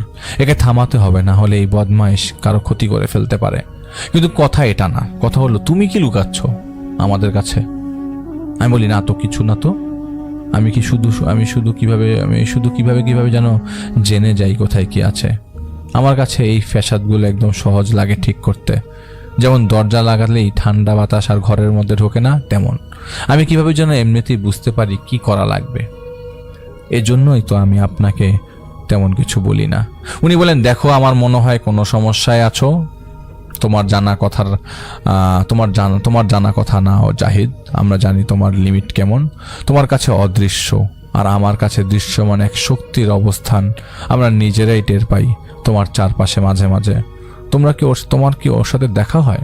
আমি ওনাকে বলি, না, আমার ওর সাথে আল্লাহর কসম দেখা হয় না। উনি আমার কাছে এসে আমার ঘাড়ে হাত রেখে বলেন, সাবধান, এক অজানা ভুলের খেসারত দিয়েছ অনেক আগে, আমাদের কাছে কিছু লুকাবে না। আমরা এতটুকু বলতে পারি, তোমার সামনে কঠিন মুসিবত আসবে, আর হয়তো এটা তোমার পাওনা। আমি বলি, কেন, কিসের জন্য, কি করলাম আমি? উনি দাঁড়িয়ে আমাকে বলেন, আয়নায় যে তাকাও তো, অহংকারী হয়ে গেছো। এমন ভাব নিয়ে চলো যেন তুমিই সব পারো। মানুষের সাথে কিভাবে কথা বলো, কাজ হয়ে যাবে, এমন কথা কোনো আত্মবিশ্বাস পেয়ে বলো তুমি, এটা আমি জানি না। তো আমি বলি, যে জানি না, আমি বুঝে যাই এটা হয়ে যাবে, আমি পারবো, কিন্তু আমি জানি না কিভাবে কি। উনি বলেন ঠিক আছে, ভালো কথা। আমি বলি কাশেম সাহেবের ব্যাপারে কি করবেন। উনি হুট করেই বলেন আমরা কাজ করব না ওনার। আমি বলি কেন? উনি বলেন এখানে কাজ করার মতো কিছুই নেই, দেরি হয়ে গেছে অনেক, করার মতো কিছুই নেই। আমি ওনাকে বলি যে আমি তো বলেছি কাজ হয়ে যাবে। উনি আমাকে বলেন তুমি কিভাবে জানলে কাজ হয়ে যাবে? মূর্খের মতো কথা, তোমার ধারণাও নেই যে কত দেরি হয়ে গেছে। কদিন অপেক্ষা করো, জেনে যাবে এই লোক মারা গেছে। আমি জেদ দেখে বলি আমার মান সম্মান যাবে তো, আমি তো কথা দিয়েছি। উনি বলেন সব সময় সব সম্ভব হয় না জাহিদ, আমরা পারবো না বলে তিনি চলে যান। প্রচণ্ডভাবে বিরক্ত হয়ে গেলাম। রাতে ভাবছিলেন কি করব, কারণ আমি এখনও আত্মসম্মানকে প্রাধান্য দিই সবার আগে। নিজের উপর তো অহংকার তখন ছিলই, আর আমির সাহেবের সামনে নিজেকে প্রমাণ করার জন্যই হোক বা অহংকারের খাতিরই হোক, আমি নিজেই ঠিক করি যা করার আমি করব। তাই ওনাকে না বলে পরের দিন আমি চলে যাই কাশেমের বাড়ি। আর বিকেলের দিকে সেই ভাঙা বাড়িটা চেনার জন্য কাশেম সাহেবের বড় ছেলের সাথে আমি চলে যাই। বেশ কাছ থেকেই দেখে ফিরে আসার সময় পেছন থেকে হাততালির শব্দ পাই। ঘুরে তাকিয়ে দেখতে পাই উনি রোলিংয়ের উপর দাঁড়িয়ে আছেন, ছেঁড়া কাপড় চোপড়ে, মুখটা হা করে আমার দিকে তাকিয়ে ভয়ানকভাবে তাকিয়ে রইলেই চেহারায় হাসির ছাপ রেখে। আমি সেখান থেকে চলে আসি। মাগরিবের পর আমি সেখানে যাই পানি পড়া নিয়ে আর একটা বড় লাঠি নিয়ে। তো এলাকাটা কেন জানি নিঝুম ছিল, আর হুট করেই হালকা বাতাসের সাথে ঝিরঝির বৃষ্টি পড়তে লাগলো। এক ফোঁটা ভয় লাগেনি, বরং আত্মবিশ্বাস ছিল আমার ভেতরে। এই তো ঢুকবো, দেখবো কোথাকার কোন ভূতে এখানে এলো। এই ভাগাবো, না হয় যা যা শিখছি তা করে এই লোককে সাথে নিয়েই বের হব। আমি খানিক এগুনোর পর বাউন্ডারির ভেতর ঢোকার সময় ঘরের ভেতর থেকে ন্যাকা এবং ভারী দুই কণ্ঠ মেশানো কণ্ঠে আমাকে বলতে লাগলো, এত সাহস, বেঁচে যেতে পারবি না। বলতে বলতেই একটা ইট সেই ঘর থেকে ছুঁড়ে মারে আমার ডান দিকে কেউ। আমি ভেতরের দিকে তাকিয়ে দেখতে পারি ঘরে হারিকেন জ্বলছে। প্রচণ্ড অবাক হলাম, হারিকেন কেন জ্বলছে? তখন আমরা চারপাশ থেকে বাচ্চাদের খিলখিল হাসি, মহিলার কান্নার শব্দ, কখনো শয়তানের মতো ভারী কণ্ঠে হাসির শব্দ ভেসে আসছিল। আমি ঘরের ভেতরে জিদ দেখে ঢুকে যাই। এক পা দিয়ে মাটিতে সজোরে দুইবার বাড়ি দিয়ে শব্দ করে বলি, আমার সামনে আসো। এত কিছু না করে তখন আমার ঘাড়ের পেছনে কে জানি ফিস ফিস করে বলল, এই যে আমি। এই যে আমি পেছনে তাকিয়ে দেখলাম কেউ নাই, কিন্তু তখনই যেদিক থেকে মাত্র আমি উল্টা ঘুরে দেখলাম সেদিকেই ধপ করে একটা শব্দ হলো। পেছনে তাকানোর পর যে কারোর রুহ চমকে যাবে আমার উঠেছিল। আমার চেয়ে এক হাত উঁচুতে দাঁড়িয়ে আছেন একজন লোক, যার চেহারা মানুষের মতো না, বর্ণনা দেবার মতো, শুধু এতটুকুই চোখের কোটরটা জ্বলজ্বল করছে, মুখে কোনো ঠোঁট নাই, হাত পা কালো লোমশ। আমাকে দুই হাত দিয়ে ধরে দেয়ালের দিকে ছুঁড়ে মারল। কি হলো বুঝার আগেই আমি আমার মাথা আর শরীরের ডান পাশে ব্যথা অনুভব করতে লাগলাম তীব্রভাবে। কোনোভাবে তাড়াতাড়ি উঠে বের হই ঘর থেকে, কিন্তু বাউন্ডারির উপর দেখতে পাই দাঁড়িয়ে আছে সেই লোকটা। বলে উঠল, পালাবি কোথায় অবুঝ বাচ্চা? আমি সব কিছু দেখি।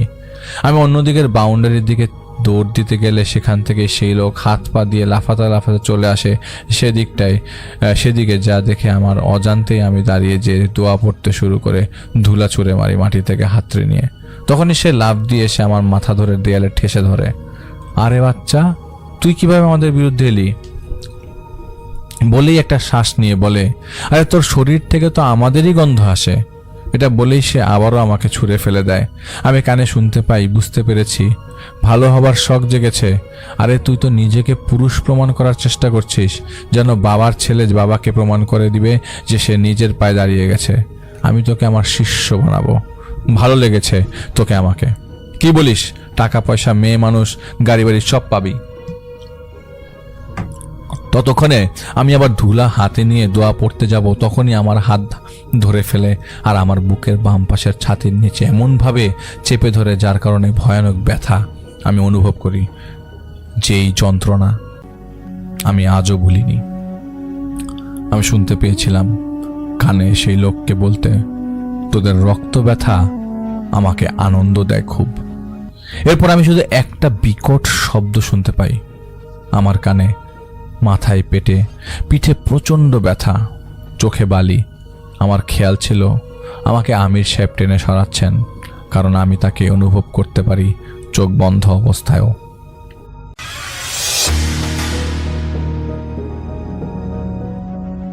আসসালামু আলাইকুম। আল্লাহর অশেষ রহমতে সবাই ভালো আছেন। আমার নাম মোহাম্মদ আশিকুর রহমান, ময়মনসিংহ জেলা থেকে লিখছি। ব্যক্তিগত কিছু কারণে নিজের নির্দিষ্ট এলাকার নাম প্রকাশ করতে পারছি না। আজ যে ঘটনাটি আপনাদের সামনে তুলে ধরছি সেটি ঘটেছে মাত্র 2 দিন আগে। এখন পর্যন্ত এর কোনো বৈজ্ঞানিক ব্যাখ্যা আমি খুঁজে পাইনি। অনেকেই হয়তো এটাকে কাকতালীয় বলবেন, কেউ হয়তো বিশ্বাস করবেন না, আবার কেউ হয়তো এটাকে তেমন ভয়ের কিছু বলেও মনে করবেন না। কিন্তু সত্যি বলতে, যার সাথে এমনটা ঘটে কেবল সেই বোঝে ভয়ের প্রকৃত রূপ কি। সেদিন রাতটা ছিল অন্য সব দিনের মতোই স্বাভাবিক। বন্ধুদের সাথে আড্ডা শেষে বাড়ির পথে রওনা দিয়েছিলাম। সময় তখন আনুমানিক রাত 10টা কিংবা তার একটু বেশি। আমাদের বাড়ির অবস্থান একটু নিরিবিলি জায়গায়, নিরিবিলি জায়গায় নতুন বাড়ি আমরা করেছিলাম। মূল সড়ক থেকে একটা সরু রাস্তা নেমে গেছে, তার পাশেই বিশাল একটা বিল। সেই বিলের ধারে আঁকাবাঁকা একটি পথ ধরে প্রায় 400-500 গজ ভেতরে আমাদের বাড়ি। আশেপাশে আরো ছিল মোট 2টা বাড়ি। পুরো এলাকাটাই বেশ নির্জন। সেদিনও প্রতিদিনের মতোই সেই পথেই হাঁটছিলাম, কিন্তু অদ্ভুতভাবে সেদিনের রাতটা শুরু থেকেই যেন একটু অন্যরকম লাগছিল। চারপাশে অস্বাভাবিক নীরবতা, এমন এক নীরবতা যেখানে নিজের শ্বাসের শব্দটাও কানের কাছে নিজের কাছে বিরক্তকর ভাবে ধরা পড়তেছে। যখন আমাদের বসত ভিটার কাছাকাছি পৌঁছালাম, ঠিক তখনই চোখে পড়ল আম গাছটার উপর কিছু একটা নড়ছে। প্রথমে স্পষ্ট বোঝা যাচ্ছিল না, কিন্তু একটু খেয়াল করতেই মনে হলো যেন কেউ একজন ধীরে ধীরে গাছ বেয়ে বেয়ে নিচে নামছে। মাথায় তখন স্বাভাবিক যুক্তি কাজ করছিল। ভাবলাম হয়তো কেউ আম পাড়তে এসেছে কিংবা চুরি করতে এসেছে। আমি গলাটা একটু শক্ত করে বললাম, এই কে ওখানে? কিন্তু আমার কথা শেষ হওয়ার আগেই আচমকা একটা শব্দ, কাঠ ভাঙার একটা শব্দ, সেই তীব্র শব্দটা কানে আমার বিঁধে যাওয়ার মতো শব্দ। এরপর একটা কাঁচা আমের ডালে সজোরে কাঁচা আমের ডাল সজোরে মাটিতে আছড়ে পড়ল। এই শব্দটা হঠাৎই তো আসলো ওটা, এবং এটা অনেক জোরে হলো যে বুকের ভিতরটা ধক করে উঠল। আশেপাশে একটুও বাতাস ছিল না, গাছের অন্য কোনো পাতাও নড়ছিল না, অথচ সেই ডালটা যেন কেউ ইচ্ছা করে ভেঙে ফেললো নিচে। আমি স্থির হয়ে দাঁড়িয়ে গেলাম। ঠিক সেই মুহূর্তে বুঝতে পারলাম আমার শরীর আর আমার কথা শুনছে না। পা দুটো মাটিতে এমন ভাবে আটকে গেছে যেন শিকড় গজিয়েছে পায়ের। হাত তুলতে চাইলাম, কিন্তু আমি হাত তুলতে পারলাম না। গলা শুকিয়ে কাঠ হয়ে গিয়েছে। চিৎকার করতে চাইলাম, কিন্তু আমি শব্দ বের হলো না। বুকের ভিতর হৃৎপিণ্ডটা এমন ভাবে ধুকপুক ধুকপুক ধুকপুক করছিল, মনে হচ্ছিল সেটা যেন বাইরে বের হয়ে আসবে। ধীরে ধীরে আবার চোখ তুললাম গাছের দিকে। এবার আর কোনো সন্দেহ রইল না, সত্যিই কেউ একজন নামছে গাছ থেকে। তার নড়াচড়া ছিল অস্বাভাবিক ধীর, যেন প্রতিটা মুহূর্তে ইচ্ছা করে লম্বা করা হচ্ছে। গাছের গায়ে হাত রেখে সে আস্তে আস্তে নামছিল, কিন্তু তার শরীরের ভঙ্গি ছিল অদ্ভুতভাবে কুঁচকে থাকার মতো। নিচে নামার পরও সে একবারও আমার দিকে তাকালো না, যেন আমি তার অস্তিত্বের মধ্যেই নেই। তারপর নিঃশব্দে গাছের পাশে ঝোপঝাড়ের ভিতর ঢুকে গেল সেই মানুষটি। ঠিক তখনই পাশের বাড়ির কুকুরটা এমন ভাবে চিৎকার করে উঠল, সেই ডাকটা ছিল সাধারণ ঘেউ ঘেউ না, ওটা ছিল আতঙ্কে ভরা ঘেউ ঘেউ। যেন সে এমন কিছু দেখেছে বা এমন বস্তু দেখেছে যা মানুষ দেখতে পাচ্ছে না। তার ডাক ক্রমশ তীব্র হচ্ছিল, আর সেই পুরো শব্দ পরিবেশটাকে আরো ভারী করে তুলছিল। মনে হচ্ছিল অন্ধকারটা যেন চারদিক থেকে আমাকে চেপে ধরেছে। আমি তখনও দাঁড়িয়ে, কিন্তু আর নিজের উপর কোনো নিয়ন্ত্রণ নেই আমার। সময় যখন থেমে গেছে, চারপাশটা সবকিছু স্থির, শুধু আমার বুকের ভিতরের শব্দ আর কুকুরের চিৎকার। হঠাৎ মনে হলো আমার ঠিক পিছনে কেউ দাঁড়িয়ে আছে। ঠান্ডা এক অনুভূতি ধীরে ধীরে আমার ঘাড় বেয়ে নামছিল, কিন্তু পিছনে তাকানোর সাহস বা শক্তি আমার কোনোটাই ছিল না। তারপর সবকিছু ধীরে ধীরে অন্ধকার হয়ে গেল। যখন চোখ খুললাম, তখন চারপাশে হালকা আলো। ফজরের আজান শেষ হয়েছে কিছুক্ষণ আগে। কিছুক্ষণ বুঝতেই পারছিলাম না আমি কোথায় আছি। তারপর আমি ধীরে ধীরে অনুভব করলাম আমি মাটিতে শুয়ে আছি, ঠিক সেই আম গাছটার নিচে। শরীর ঠান্ডা, কাপড় ভেজা। বুঝলাম রাতে বৃষ্টি হয়েছে। কাদামাটির গন্ধ, ভেজা পাতার গন্ধ, সব মিলিয়ে এক অদ্ভুত স্যাঁতস্যাঁতে অনুভূতি। হাত বাড়িয়ে পকেটে হাত দিলাম। মোবাইলটা ঠিকই আছে, ম্যানে ব্যাগের ভিতরে থাকা পুরোপুরি নষ্ট হয়নি। কাপা হাত, সময় দেখলাম 5:45। এতটা সময় আমি এখানেই পড়েছিলাম, অথচ আমার কিছুই মনে নেই। উঠে বসতেই আমি বুঝলাম শরীরের প্রতিটা জায়গায় ব্যথা, যেন কেউ আমাকে বারবার আছাড় মেরেছে। পিঠে হাত দিতেই তীব্র জ্বালা অনুভব করলাম। দাঁড়াতে গিয়ে মনে হলো দুই পা আমার না, এই দুই পা মনে হয় অন্য কারো। ধীরে ধীরে হাঁটা শুরু করলাম। চারপাশে তখনও হালকা কুয়াশা, ভেজা মাটিতে পায়ের শব্দ আর অস্বাভাবিক স্পষ্ট শোনা যাচ্ছিল। প্রতিটা পদক্ষেপে মনে হচ্ছিল কেউ আমার পিছনে হাঁটছে। একবার পিছনে তাকাতে গিয়ে আমি থেমে গেলাম। অজানা একটা ভয় আমাকে থামিয়ে দিল। মাথার ভেতর তখন একটাই প্রশ্ন ঘুরছিল, আমি নিজের পরিবারে কেউ কি এই পথ দিয়ে যায়নি, নাকি কেউ আমাকে দেখেনি, নাকি আমার কাছে কেউ আসার সাহসটুকু পায়নি।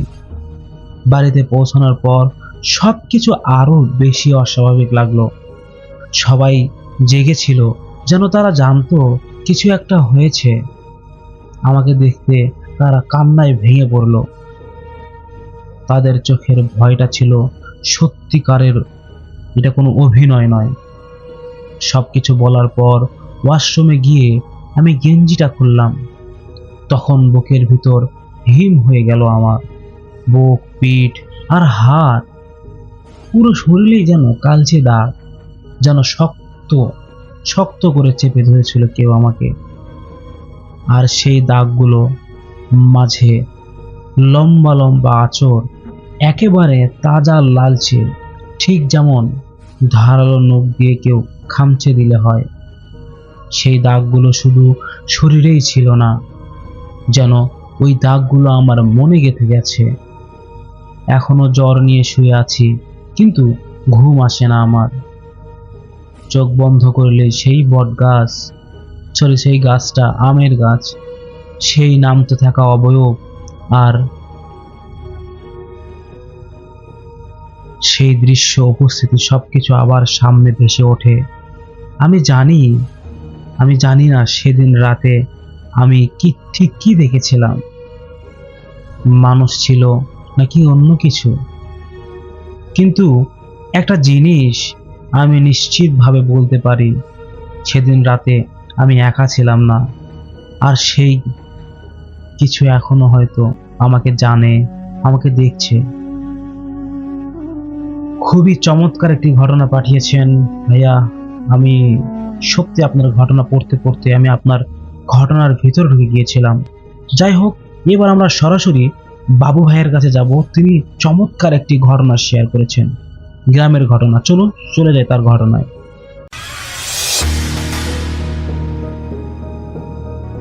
এটা 80-র দশকের ঘটনা। তখনও ফাইয়াজের জন্ম হয়নি। ফাইয়াজের মামারা তখন টিনেজ বয়স। তো যাই হোক, ফাইয়াজ তার মামাদের কাছ থেকে ঘটনাটা শুনেছেন। তো আমি সেই ঘটনাটাই আপনাদের কাছে শেয়ার করব।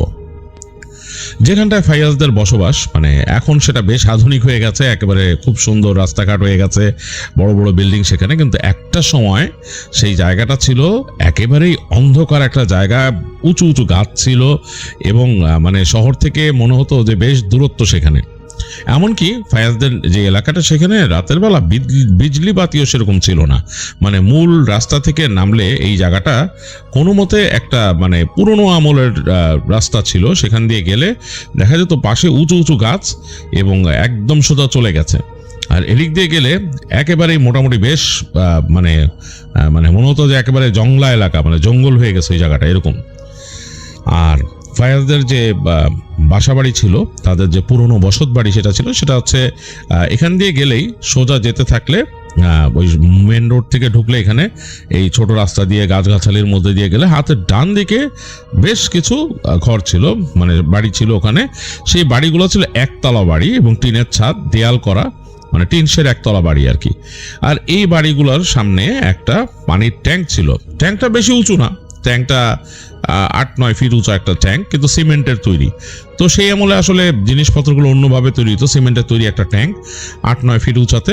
আর সেটা ফাইয়াজ ছোটবেলাও দেখছে। ওইটা পরবর্তীতে যখন নাকি ওই অংশটা ভেঙে ফেলে, ওই জায়গাটা, তখন ওগুলো সব ভেঙে ফেলে আর কি। যাই হোক, তো সেখানে তাদের যে মূল যেখানে বাড়িগুলা একতলা, সেখানে ঢোকার জন্য চিকন একটা রাস্তা ছিল।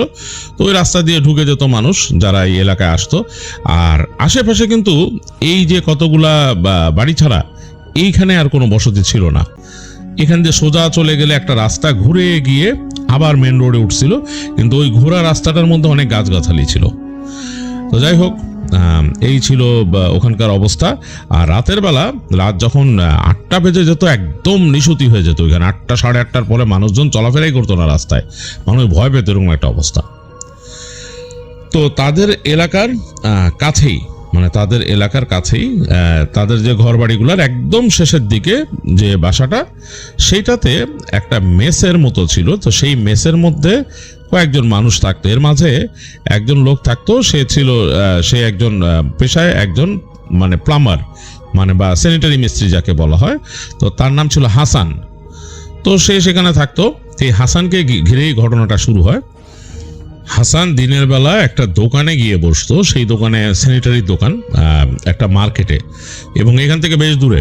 হাসান একটা বাইসাইকেল ছিল, সেই বাইসাইকেলে করে চলে যেত কাজে, এবং সেখানে গিয়ে ওই দোকানে থাকতো। এবং সেখান থেকে যাদের যা দরকার, মানুষের কাজের প্রয়োজন হলে সেই দোকানের মালিক তাকে পাঠাইতো সেখানে।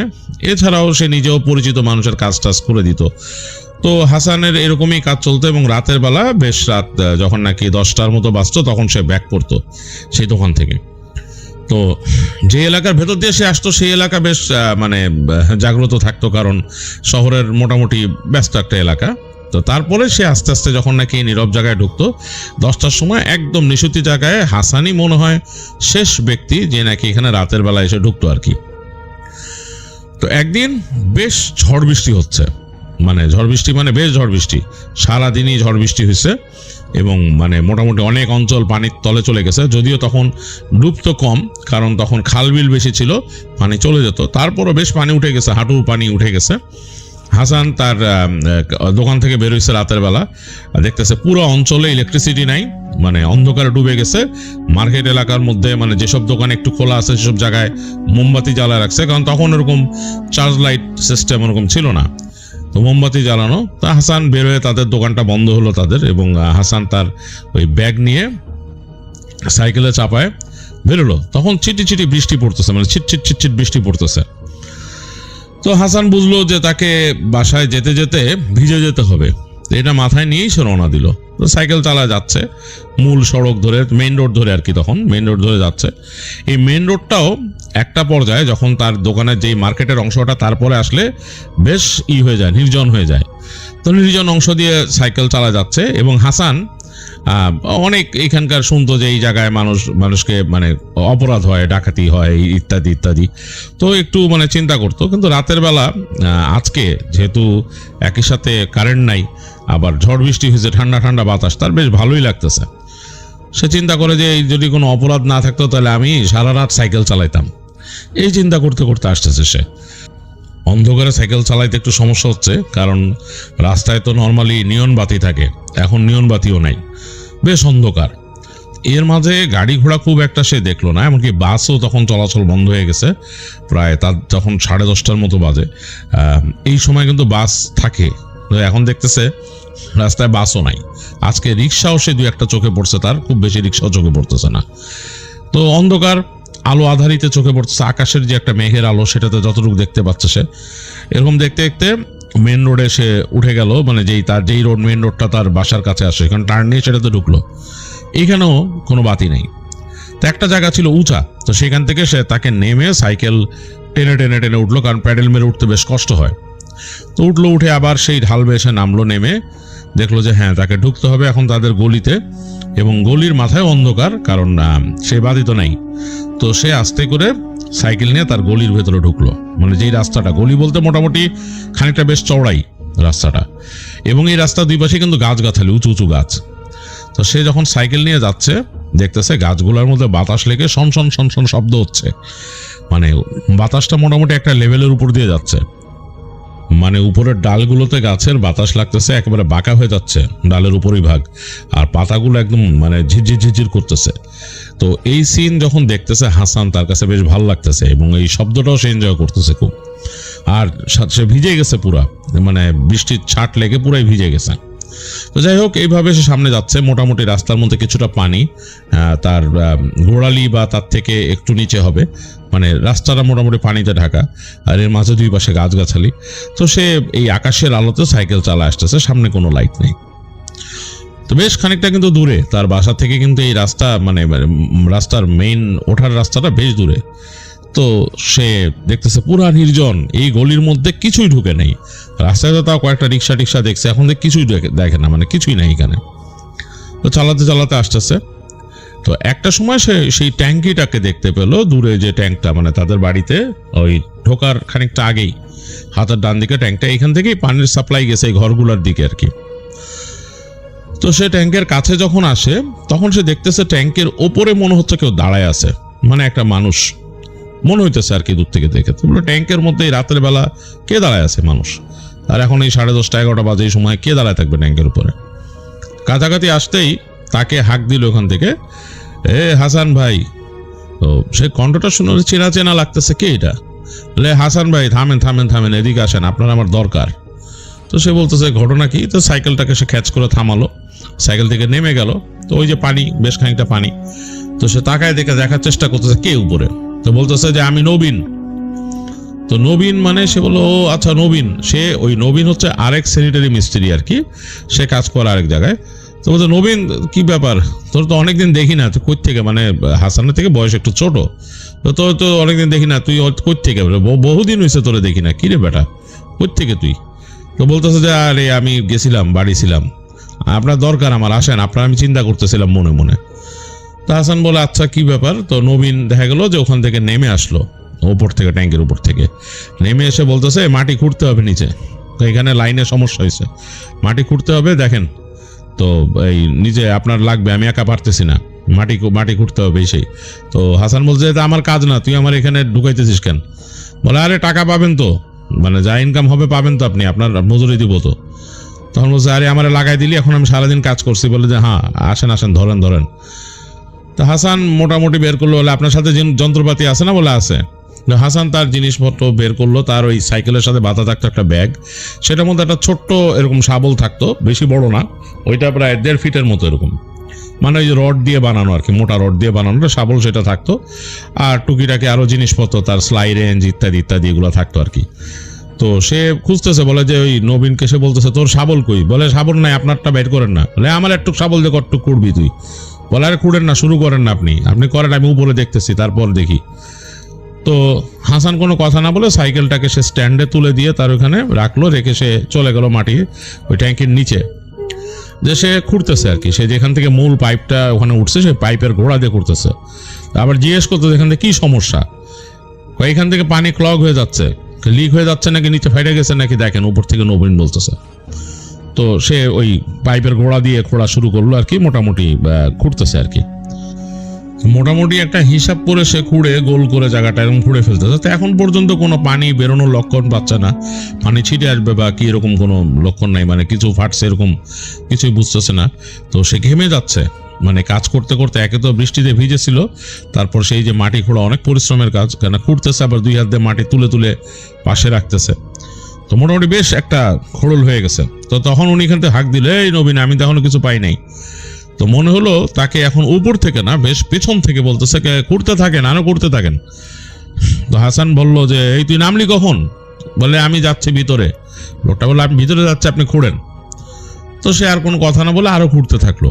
তো হাসান খুঁড়তেছে, আরো বেশ অনেকক্ষণ খুঁড়ে ফেলছে, পাইপটা অনেক দূর নেমে আসছে দেখতেছে, আর মাটি অনেক দূর খুঁড়ে ফেলছে আর কি। সে মাটি একদম গোল করে খুঁড়ে ফেলছে অনেক দূর, আর পাইপটা অনেক দূর নামছে। তো এত দূর পাইপে নেমে সে তো আসলে স্যানিটারি মিস্ত্রি, কাজ করতেছে, সে ওই তার দিয়ে বাড়ি দিল পাইপের মধ্যে। তো মনে হচ্ছে পাইপের মধ্যে কোনো পানি নাই। পাইপ যদি পানিতে ভরা থাকে বোঝা যায় কিন্তু যে পাইপের মধ্যে পানি আছে। তো এটা বেশ মোটা একটা পাইপ, এরকম বাড়ি দিচ্ছে, দেখে যে কোনো শব্দ নাই, মানে এই পাইপটা দিয়ে পানি নেমে ওদিকে যায়। এটা সম্ভবত 1.5 ইঞ্চি পাইপ আর কি, এখান থেকে পানি নেমে যায়, পানি দিচ্ছে, কোনো শব্দ নাই, মানে মনে হচ্ছে ফাঁপা পাইপ, এবং বেশ পুরনো হয়ে গেছে পাইপ, জং টং ধরে গেছে, অনেক পুরনো আর কি উপর দিয়ে। তো সে চিন্তা করছে এই পাইপ দিয়ে কি কাজ, এটা দিয়ে কি আসলে পানি যায়? পাইপ তো নাই এখানে, নাই, কি ব্যাপার? আরও আমার কি বলতেছে নিচে খোঁড়ার জন্য, আমি বুঝলাম না কিসের পাইপ ফাটছে সে। তো অনেকখানি কিন্তু খুঁড়ে ফেলছে সে, খুঁড়ে ফেলে সে উঠছে, উঠে তখন সে উঠলো, ওটা হাতটা ঝাড়া টাড়া দিল, তার হাতে কাদা লেগে গেছে, কাদা লেগে সে উঠে মানে ট্যাঙ্কির তলে ছিল তো ওখান থেকে বের হয়েছে, বের হয়ে তাকায় দেখতেছে উপরে যে এই নবীন, উপরে দেখলো নাই, নবীন নাই। তো বললো যে কোথায় গেছে? সে হেঁটে হেঁটে রওনা দিল যেখান থেকে শব্দটা আসছিল, ওইদিকে ঘরের থেকে হেঁটে যে দেখে যে প্রথম ঘরটা যেখান দিয়ে যাচ্ছে। তো চিন্তা করলো যে এই ঘরে দেখলেই তো বুঝবো এই ঘরের কাহিনী কি, মানে এই ঘরের মধ্যেও তো পানি আসলে বুঝবো। তো সে সোজা গিয়ে দেখতেছে ঘরের মধ্যে বাতি জ্বলতেছে তখনও। তো একদম ঘুরে যে বাতের দরজায় নক করলো। তো দরজায় নক করার পর এক বৃদ্ধ দরজা খুললো, মোটামুটি বেশ বৃদ্ধ বলতে তার বয়স 70-এর মতো হবে। বৃদ্ধ দরজা খুললো, ধরে বললো, মানে অবাক চোখে তাকা আছে কি। হাসান বলতেছে যে একটু আমাকে বাথরুমে যেতে দেন আপনাদের ইসে। বলে কে আপনি? বলতে কে? আমি এই পানির মিস্ত্রি, যে পানির স্যানিটারি মিস্ত্রি, ট্যাঙ্কিতে কাজ করতেছিলাম, যে আমি পানি নাকি আসতেছে না, তো দেখি একটু আমাকে যাইতে দেন আগে দেখি। তো বৃদ্ধ আসলে কিছু না বুঝে বৃদ্ধ সরে গেল, সরে গিয়ে এসে এখান থেকে ডাকতেছে যে বৌমা, কে পানির কি সমস্যা হয়েছে, পানির কি সমস্যা হয়েছে বলতে সে ডাকতেছে ভেতরের রুমে। তো ওই বাসাগুলো মনে হয় 3টা রুম বা 4টা রুমের বাসা আর কি, এরকম মানে একতলা বাসা এরকম। তো বৃদ্ধ এটা বলতেছে যে এর মধ্যে, আর তখনকার মানুষ আসলে এতটা সন্দেহ করতো না এখনকার মধ্যে, এখন যেমন মানুষজন অনেক রকমের ক্রাইম হয়েছে এরকম। তো বৃদ্ধ তার ছেলের বউকে ডাকতেছে, এর মধ্যে হাসান ঢুকে গেছে তাদের কিচেনে, মানে কিচেনটাই সোজা গেট ছিল, দরজা আর কি রান্নাঘর। তো সেখানে গিয়ে সে কল অন করছে, কল অন করে দেখে ঝরঝর করে পানি পড়তেছে, পানি আসতেছে। তো হাসান ফিরে আসলো, এর মধ্যে মানে বৃদ্ধ মনে তার ছেলের বউ আর ছেলেকে দুজনকে তারা শুয়ে পড়ছিল, দুজন উঠে আসছে, চোখ মানে এরকম কচলাইতেছে অন্ধকার থেকে বেরোলে যেরকম। কি ব্যাপার? সেই লোকও আসছে, কি ব্যাপার? তো হাসান বললো যে আপনাদের এই পানি বলে আসতেছে না, এখন তো দেখলাম কলে পানি আছে। তো বলে কে বলছে আপনার পানি নেই?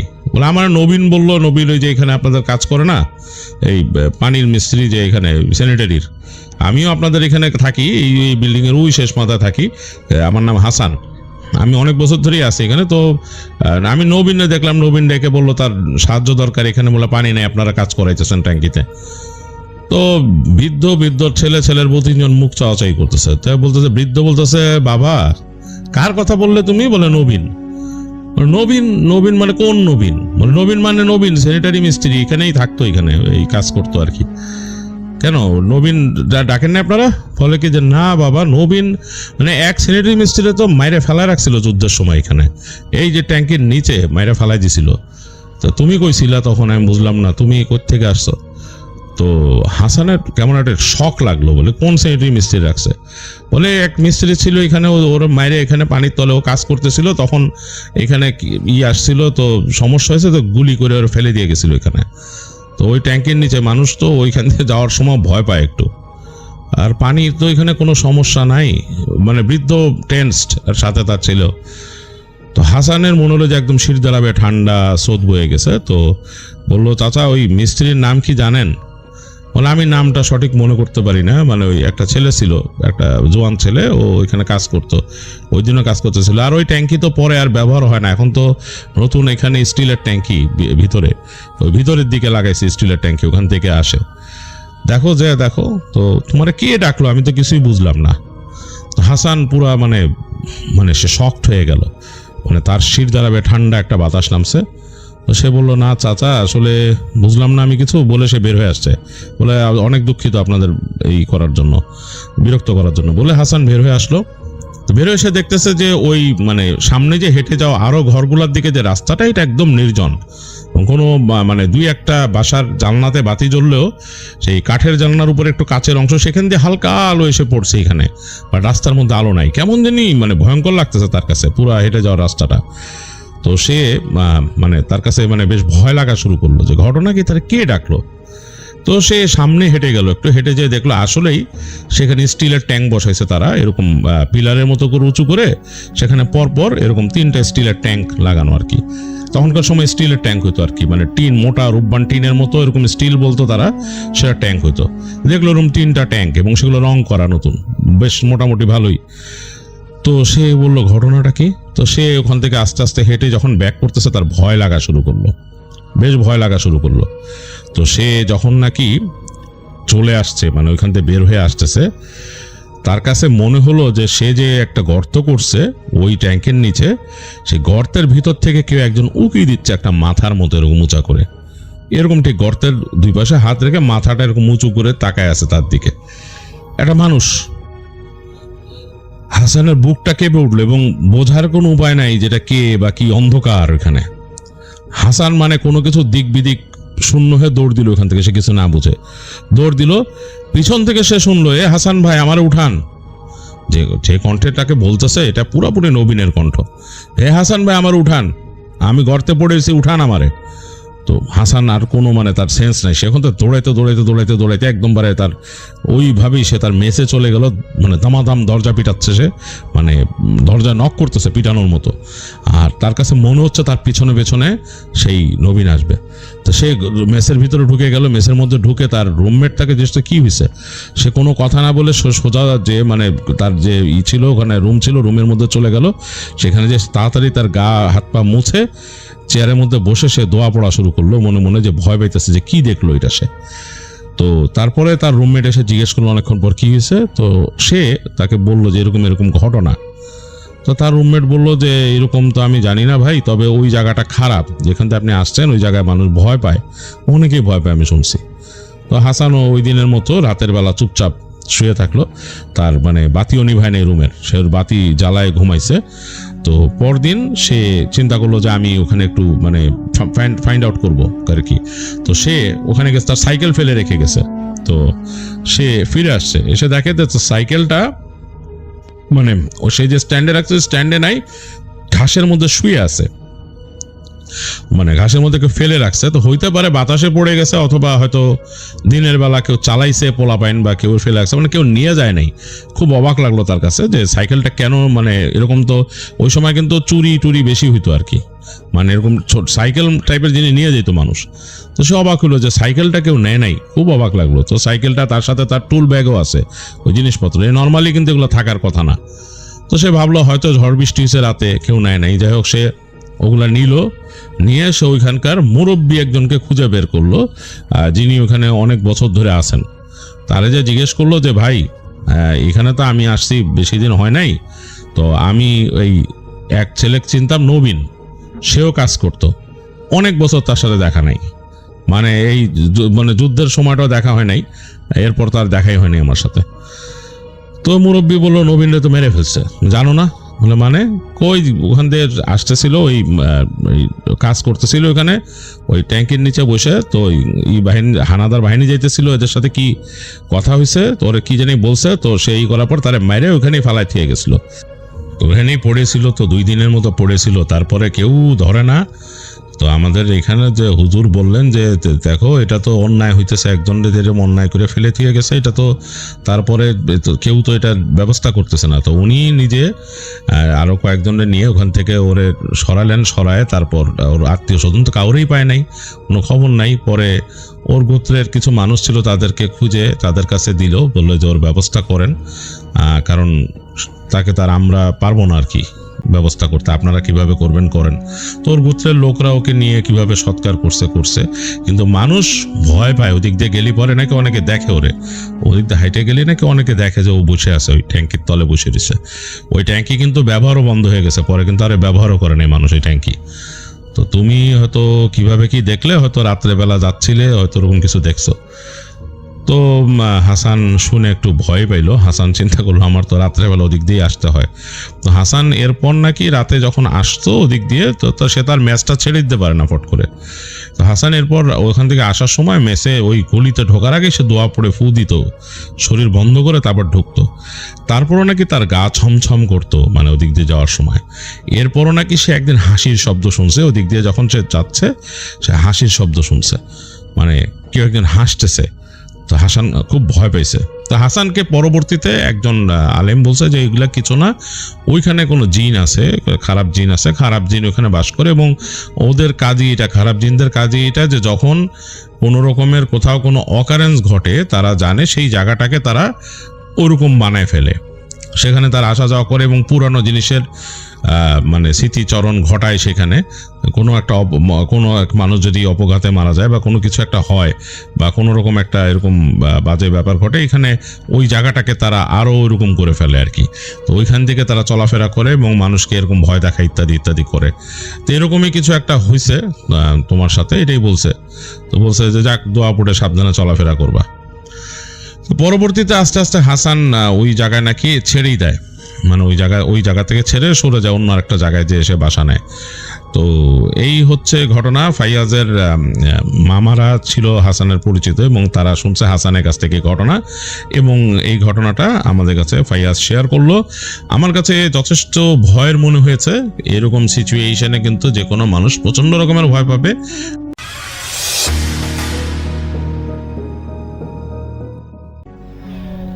আসসালামু আলাইকুম রহমতুল্লাহ। ভাইয়া কেমন আছেন? আমি আশা করতেছি যে আপনি অবশ্যই ভালো আছেন এবং আপনার অডিয়েন্সরাও অবশ্যই ভালো আছে। ভাইয়া, বরাবরের মতো আমি আজকেও একটি ভয়ঙ্কর ভৌতিক স্টোরি নিয়ে আসলাম। আমি অনেক ধন্যবাদ জানাবো আপনার অডিয়েন্সগুলোদেরকে, যারা অবশ্যই আমাকে অনুপ্রেরণা দিচ্ছে গল্প বলার জন্য। আর আমি অনুপ্রেরণা হয়ে জন্য যে যারা আমার গল্পটা পরিপূর্ণভাবে শোনে এবং সেখানে একটা গঠনমূলক কমেন্ট করে, আমি এমন কমেন্ট দেখলে খুবই আসলে অনুপ্রেরিত হই, আমার ভালো লাগে এক কথায়। তো ভাই, আমি আজ এটা ইন্ট্রো গল্প করবো না, ডিরেক্ট ঘটনা শুরু করব। তার আগে বলে রাখি, যারা অডিয়েন্স আছেন আপনারা অবশ্যই ফুল ঘটনা শুনবেন এবং আপনাদের পার্সোনাল ওপিনিয়নটা কমেন্টে শেয়ার করবেন। আপনাদের একটা কমেন্ট আমাকে বারবার গল্প বলার জন্য অনুপ্রেরিত করে। যাই হোক ভাইয়া, বরাবরের মতো আমি আজকেও নিয়ে আসলাম নতুন একটি ঘটনা। তো কথা না বাড়িয়ে চলুন শুরু করা যাক আজকের ঘটনা। আজকের ঘটনা আমাকে পাঠিয়েছেন শাহাবুদ্দিন ভাই, কক্সবাজার থেকে। এই ঘটনা শোনা যায় বনানী কবরস্থানের আশেপাশে রাতের পথচারীদের কাছ থেকে। অনেকেই বলে এটা কেবল গুজব না, কিছু একটা সত্যি সেখানে আছে। ঢাকার ব্যস্ত শহর, দিনে যানজট, মানুষের ভিড়, কিন্তু রাত 1টার পর সব কিছু যেন আস্তে আস্তে ধীরে ধীরে থেমে যায়। বনানীর সেই রাস্তা, একটা মোড় ছিল যেখানে একটা পুরনো লাল স্ট্রিট লাইট সবসময় জ্বলে। লোকজন বলে ওই লাইটটা কখনো নেভে না। প্রায় 10 বছর আগের ঘটনা।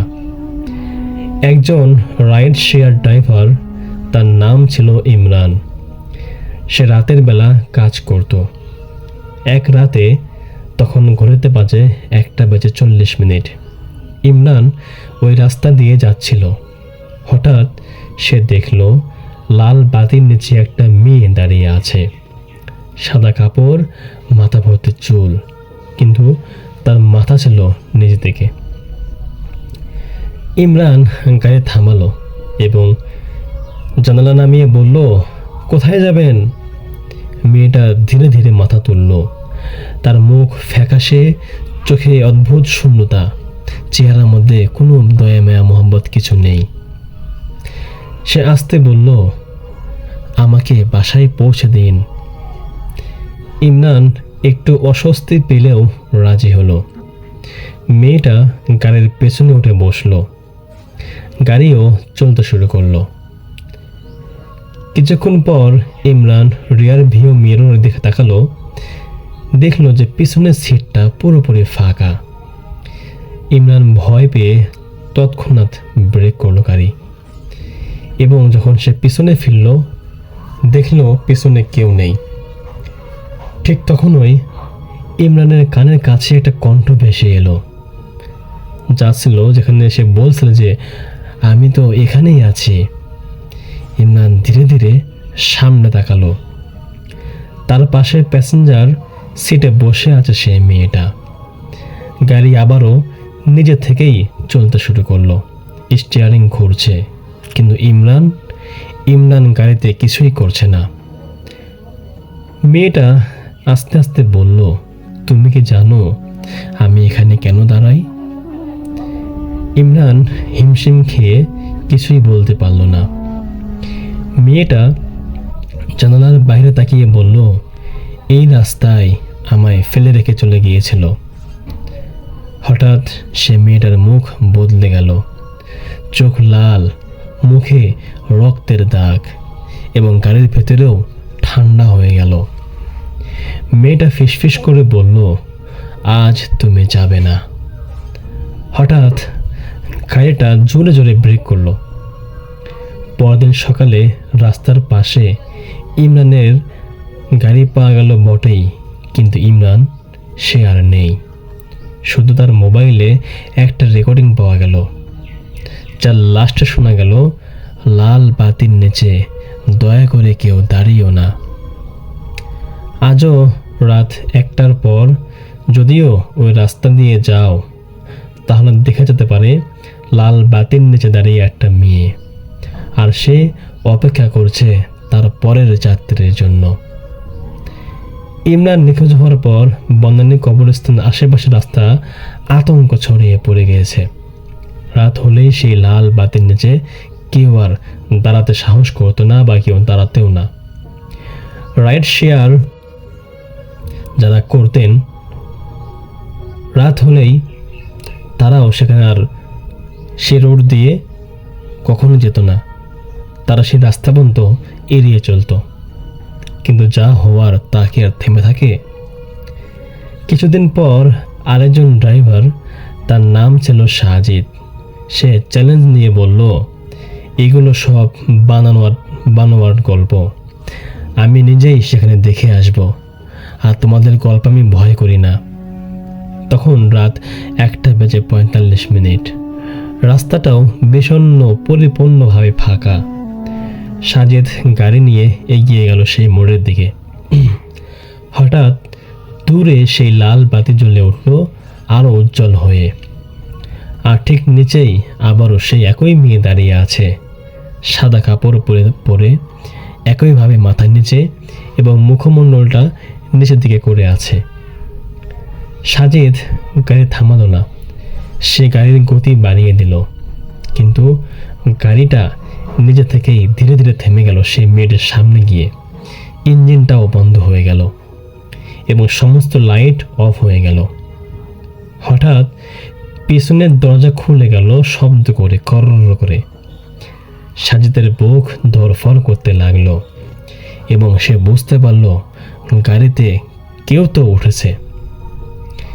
ধীরে ধীরে সে রিয়ার ভিউ মিররে তাকালো, দেখলো পিছন সিটে সেই মেয়ে বসে আছে, কিন্তু এবার তার মুখ দেখা যাচ্ছে একদম পরিষ্কারভাবে।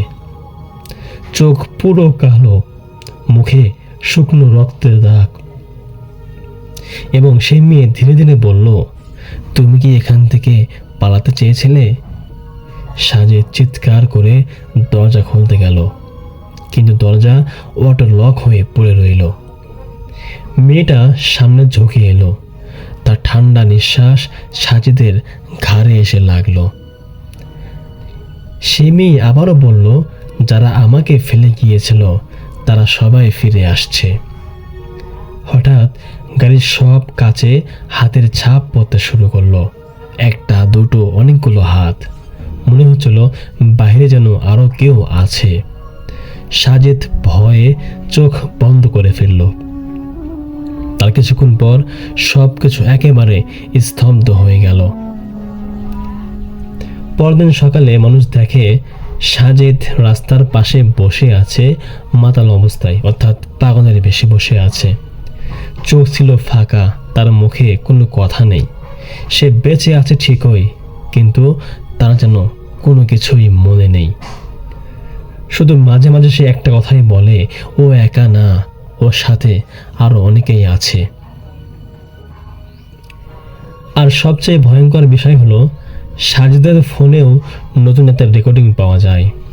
সেখানে শোনা যায় একটা মেয়ের কণ্ঠ, আর তার সাথে অনেকগুলো রয়েছে ফিস ফিস আওয়াজ, যারা একসাথে বলছে, আমরা এখনো অপেক্ষা করছি নতুন প্যাসেঞ্জারের জন্য। এই ছিল ভাই আজকের ঘটনা। আশা করছি আপনাদের ভালো লেগেছে।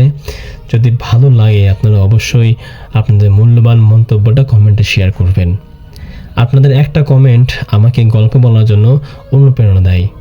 আমি আপনাদের সমস্ত কমেন্টগুলো নিজে নিজে একটা একটা করে পড়ি, যদিও ব্যস্ততার কারণে সবার কমেন্টে রিপ্লাই করার সুযোগ হয় না আমার। তারপর আমি আশা রাখবো যে আপনারা অবশ্যই কমেন্ট করবেন এবং গল্পটা কেমন হয়েছে আপনারা অবশ্যই আমাকে এখনই জানাবেন। এবং কে কোথা থেকে শুনছেন বা জানছেন বা শুনলেন আপনারা অবশ্যই আপনাদের নিজ জেলার নাম বলবেন। এবং যদি আপনাদের কোনো ঘটনা থেকে থাকে এরকম ভয়ঙ্কর যা আপনারা শেয়ার করতে চান, অবশ্যই আমাদের কমেন্টে হোক বা আমাদের মেইল দেওয়া আছে মেইলে হোক, আপনারা অবশ্যই পুরো ঘটনা পাঠিয়ে দেবেন, অবশ্যই পরিচয় সহকারে। আমরা পরবর্তীতে আবার দেখা হবে ইনশাল্লাহ। আজকের মতো এখানেই শেষ এপিসোডটা। আজকের মতো আল্লাহ হাফেজ, দেখা হচ্ছে পরবর্তী কোনো এপিসোডে। ততক্ষণ পর্যন্ত সকলের দীর্ঘায়ু এবং সুস্বাস্থ্য কামনা করে আমি বিদায় নিচ্ছি। আসসালামু আলাইকুম ওয়া রাহমাতুল্লাহ।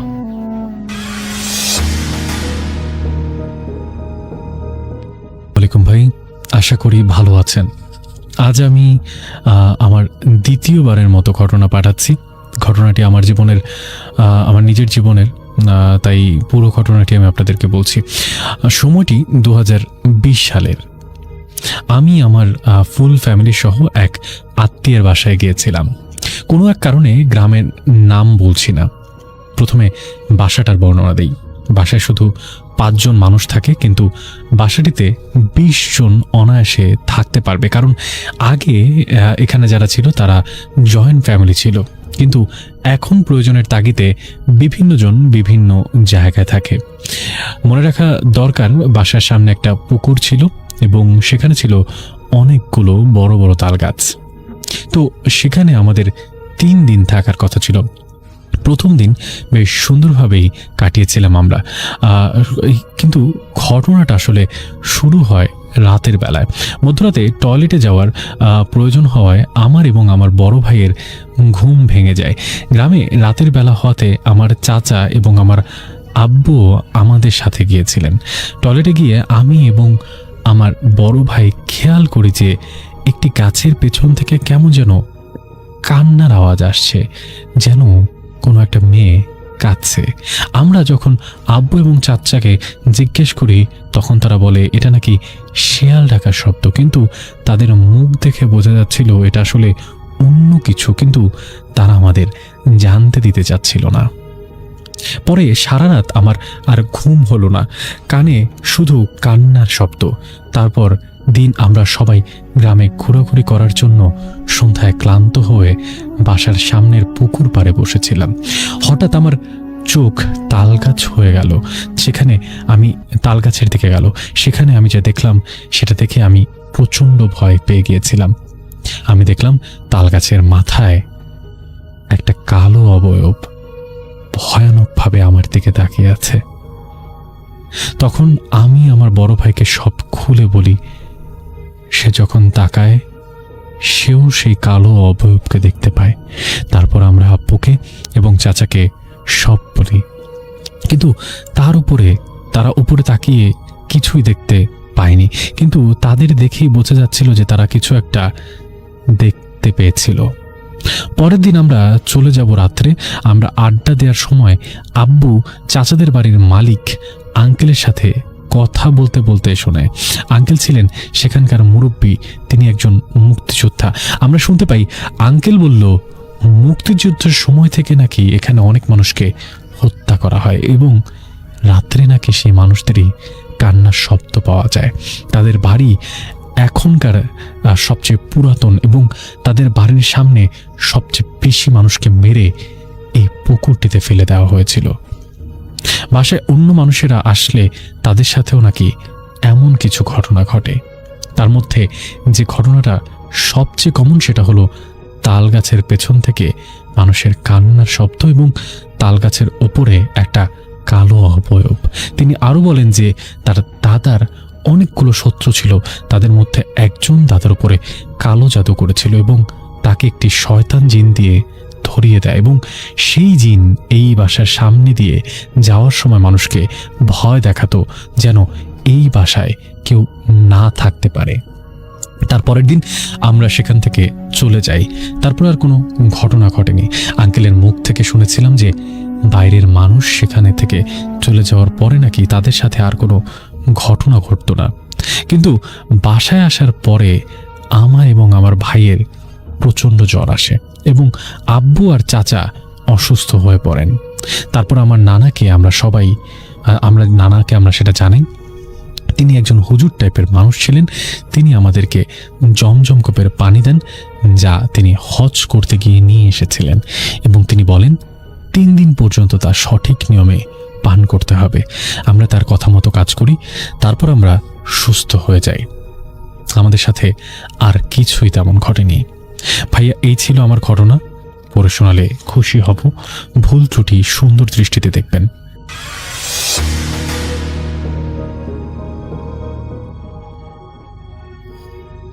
আসসালামু আলাইকুম রহমতুল্লাহ। ভাইয়া কেমন আছেন? আশা করছি আপনি সহ আপনার অডিয়েন্স সহ সকলেই ভালো আছে এবং ভালো দলে আছে। ভাইয়া, বরাবরের মতো আমি আজকেও একটা নিত্য নতুন ঘটনা নিয়ে আসলাম এবং আপনারা আমার আগের ঘটনায় যেরকম রেসপন্স করেছেন এতে আমি খুবই খুশি এবং চিরকৃতজ্ঞ। আমি আপনাদেরকে বারবার বলে, যারা অডিয়েন্স রয়েছেন আপনারা অবশ্যই আমার গল্প শোনার পরে কমেন্ট করে জানাবেন যে আপনাদের গল্পটা কেমন লেগেছে। আপনাদের একটা কমেন্ট আমাকে নতুন করে গল্প বলার জন্য অনুপ্রেরণা যোগায়। আমি খুবই হ্যাপি যে আপনারা অবশ্যই আমাকে সাপোর্ট করতেছেন গল্প শোনার জন্য আমার কণ্ঠে। তো ভাইয়া, আজকে বেশি কথা না বাড়িয়ে খুব দ্রুত শুরু করব আসল ঘটনাতে। আসলে ভাইয়া, ভয় এটা এমন অনুভূতি যা সবার মাঝেই আছে। পৃথিবীতে এমন কেউ নেই যার মধ্যে ভয় কাজ করে না। তো ভয় সবার মধ্যেই আছে, কেউ প্রকাশ করে কেউ প্রকাশ করে না। যাই হোক ভাইয়া, কথা না বাড়িয়ে আমি মেন ঘটনা শুরু করতেছি। আজকের ঘটনা আমাকে পাঠিয়েছেন নীরব ভাই কুমিল্লা থেকে। তিনি বলেন যে এই ঘটনাটি শোনা যায় মিডফোর্ড হাসপাতালের কিছু পুরনো নার্স এবং ওয়ার্ড বয়ের মুখ থেকে। তারা বলে এটা শুধু গুজব না, কারণ কিছু একটা তো এখানে সত্যিই আছে। ঢাকার পুরনো একটা হাসপাতাল, দিনে রোগী আর ডাক্তারের ভিড়ে ব্যস্ত, কিন্তু রাত নামলেই সেখানে হয়ে যায় অন্য কোনো কাহিনী। দীর্ঘ করিডোর, ঝাপসা আলো আর অদ্ভুত নীরবতা সবসময় লেগেই থাকে হাসপাতাল বেয়ে। হাসপাতালের এক কোনায় ছিল 113 নম্বর ওয়ার্ড। অদ্ভুত ব্যাপার হলো, কাগজে কলমে এই ওয়ার্ডের কোনো অস্তিত্বই নেই, কিন্তু তবুও মানুষ বলে যে ওই ওয়ার্ডটা নাকি সত্যিই আছে। এই ঘটনা প্রায় 12 বছর আগের। একজন নতুন নার্স জয়েন করলো, তার নাম ছিল রুবাইয়া। নাইট শিফটে যোগ দিল। তার প্রথম রাতেই একজন বৃদ্ধ ওয়ার্ড বয় তাকে বলল যে নুসাইব, রুবাইয়া, তুমি যদি 13 নম্বর ওয়ার্ড দেখো, কখনো তুমি তার ভেতরে যেও না। রুবাইয়া একটা ছোট্ট হাসি দিল, ভাবল পুরোটাই হাসপাতাল এবং পুরনো হাসপাতাল, তাই অনেকেই এসব গল্প বানিয়ে বানিয়ে বলে। রাত তখন 2টা বাজে। রুবাইয়া সে একা করিডোরে ডিউটি করছিল। হঠাৎ একটা কণ্ঠ ভেসে এলো, নার্স পানি, নার্স পানি, পানি। সে শব্দের দিকে এগিয়ে গেল আস্তে আস্তে। রুবাইয়া দেখল একটা দরজা খোলা, আর সেখানে লেখা আছে ওয়ার্ড নং 13। এমন দেখার পরে রুবাইয়ার শরীর ভয়ে কেঁপে উঠল, কারণ সে জানতো যে যেহেতু কাগজে কলমে এই ওয়ার্ডের কোনো অস্তিত্ব নেই, তাহলে বাস্তবেও তো এই ওয়ার্ডটা থাকার কোনো কথা না। তবুও সে সাহস নিয়ে মানবিকতার খাতিরে সে দরজা খুলল। ভিতরে ঢুকতেই রুবাইয়ার শরীরে একটা ঠান্ডা হাওয়া বয়ে গেল, আর অদ্ভুত সব দুর্গন্ধ ঘরের ভেতরে থেকে ভকভক করে আসতে লাগলো। এই 13 নং ওয়ার্ডের ভিতরে কয়েকটা বেড আছে, সবগুলোর ওপরে রোগী শুয়ে আছে, কিন্তু সবগুলো রোগী সবাই যেন চুপচাপ হয়ে শুয়ে আছে। কোনো প্রকার তাদের নড়াচড়াও নেই। তো রুবাইয়া সবাইকে দেখে দেখে একটা বেডের কাছে গিয়ে বলল, আপনার কি পানি লাগবে? রোগীটা ধীরে মাথা ঘুরলো, তার চোখ পুরোটাই কালো। সে ফিসফিস করে বলল, নার্স, আপনি অনেক দেরি করে ফেলছেন। এই কথা বলার পর হঠাৎ সমস্ত রোগী একসাথে উঠে বসে। তাদের মুখ ফ্যাকাশে, চোখেও শূন্যতা কাজ করছে। রুবাইয়া পিছিয়ে যেতে লাগলো এবং তৎক্ষণাৎ হঠাৎ করে সেই 13 নং ওয়ার্ডের দরজাটা আপনা আপনি বন্ধ হয়ে গেল এবং রুমের লাইটটাও নিভে গেল। অন্ধকারের মধ্যে একসাথে অনেকগুলো কণ্ঠ চিৎকার করে উঠল এবং তারা বলতে লাগলো, এখানে যারা আসে তারা আর ফিরে যায় না। রুবাইয়া চিৎকার করল, তারপর সব কিছু যেন নিস্তব্ধ হয়ে গেল। পরদিন সকালে হাসপাতালের করিডোরে রুবাইয়াকে পাওয়া গেল। তখন রুবাইয়া ছিল অচেতন অবস্থায়। যদিও সে বেঁচে ছিল, কিন্তু তার চোখে এক অদ্ভুত ভয় সবসময় দেখা দিচ্ছিল। আর সবচেয়ে ভয়ঙ্কর বিষয় হলো, সে শুধু একটা কথা বলছিল বারবার, তোমরা সবাই দয়া করে খুব দ্রুত 13 নং ওয়ার্ডটা বন্ধ করো, প্লিজ প্লিজ। কিন্তু হাসপাতালের রেকর্ডে আজও সেই 13 নং ওয়ার্ডটা লিপিবদ্ধ আকারে নেই। যেহেতু বাস্তবেও নেই, তাহলে কিভাবে থাকবে লেখার মধ্যে? তো রুবাইয়ার ঘটনার পর পুরো হাসপাতাল জুড়ে আতঙ্ক ছড়িয়ে পড়ে। কেউ আর রাতে একা ডিউটি করতে চাইতো না। মিডফোর্ড হাসপাতালের পুরনো কর্মচারীরা চুপচাপ একটা কথা বলতো, যে এই ওয়ার্ডটা আগে ছিল। এই কথা শুনে এক ইন্টার্ন ডাক্তার, তার নাম ছিল আরমান, কৌতূহলী হয়ে ওঠে। সে ঠিক করলো যে আমরা এই ওয়ার্ড নং 13-র সত্যটা বের করেই ছাড়ব। দিনের বেলায় সে পুরনো রেকর্ড রুমে ঢুকে খোঁজাখুঁজি শুরু করলো ফাইলগুলো। অনেক খুঁজে সে একটা পুরনো ফাইল পেল, ধুলোয় ঢাকা ফাইলটা, আর তার উপরে লেখা আছে ওয়ার্ড নং 13 ইনসিডেন্ট। ফাইল খুলতেই তার হাত কাঁপতে লাগলো। ভিতরে লেখা আছে প্রায় 25 বছর আগের কথা। 13 নম্বর ওয়ার্ডে একসাথে কয়েকজন রোগীর মৃত্যু হয়েছিল।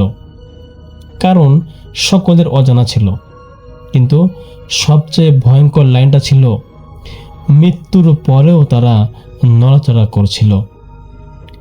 সেই ফাইলে আরও লেখা ছিল সেই ঘটনার পর পুরো ওয়ার্ড সিল করে দেওয়া হয়, আর অফিসিয়ালি রেকর্ড থেকে সেই ওয়ার্ডটাকে মুছে ফেলা হয়। এমন রেকর্ড দেখার পর আরমান সাহেবের শরীর পুরোপুরি ঠান্ডা হয়ে গেল, কিন্তু সে থামল না। সে সিদ্ধান্ত নিল রাতে সে নিজেই দেখবে।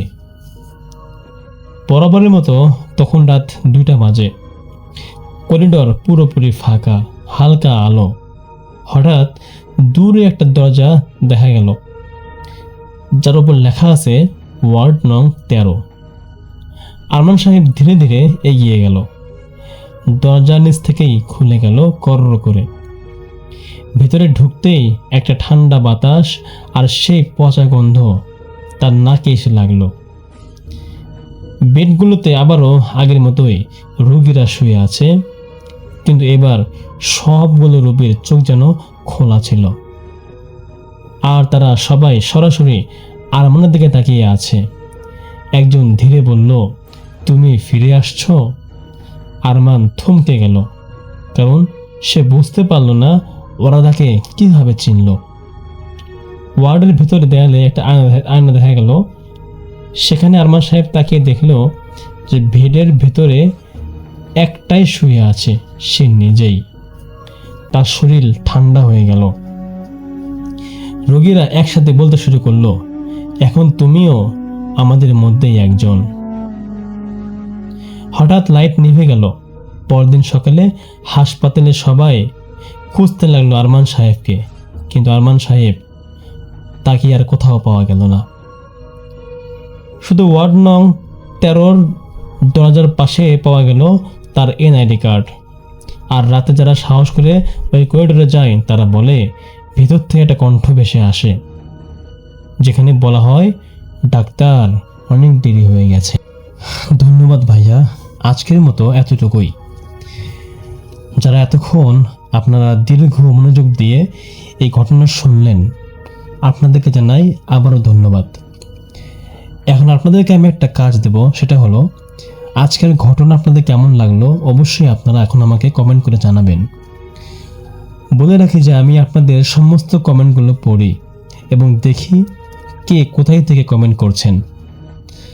আপনাদেরকে বলতে চাই, যদি আপনারা কোনো ভয়ঙ্কর ঘটনা শেয়ার করতে চান অবশ্যই আপনারা আমাদের কমেন্টে যোগাযোগ করবেন এবং আমাদের মেইলে নক দিবেন।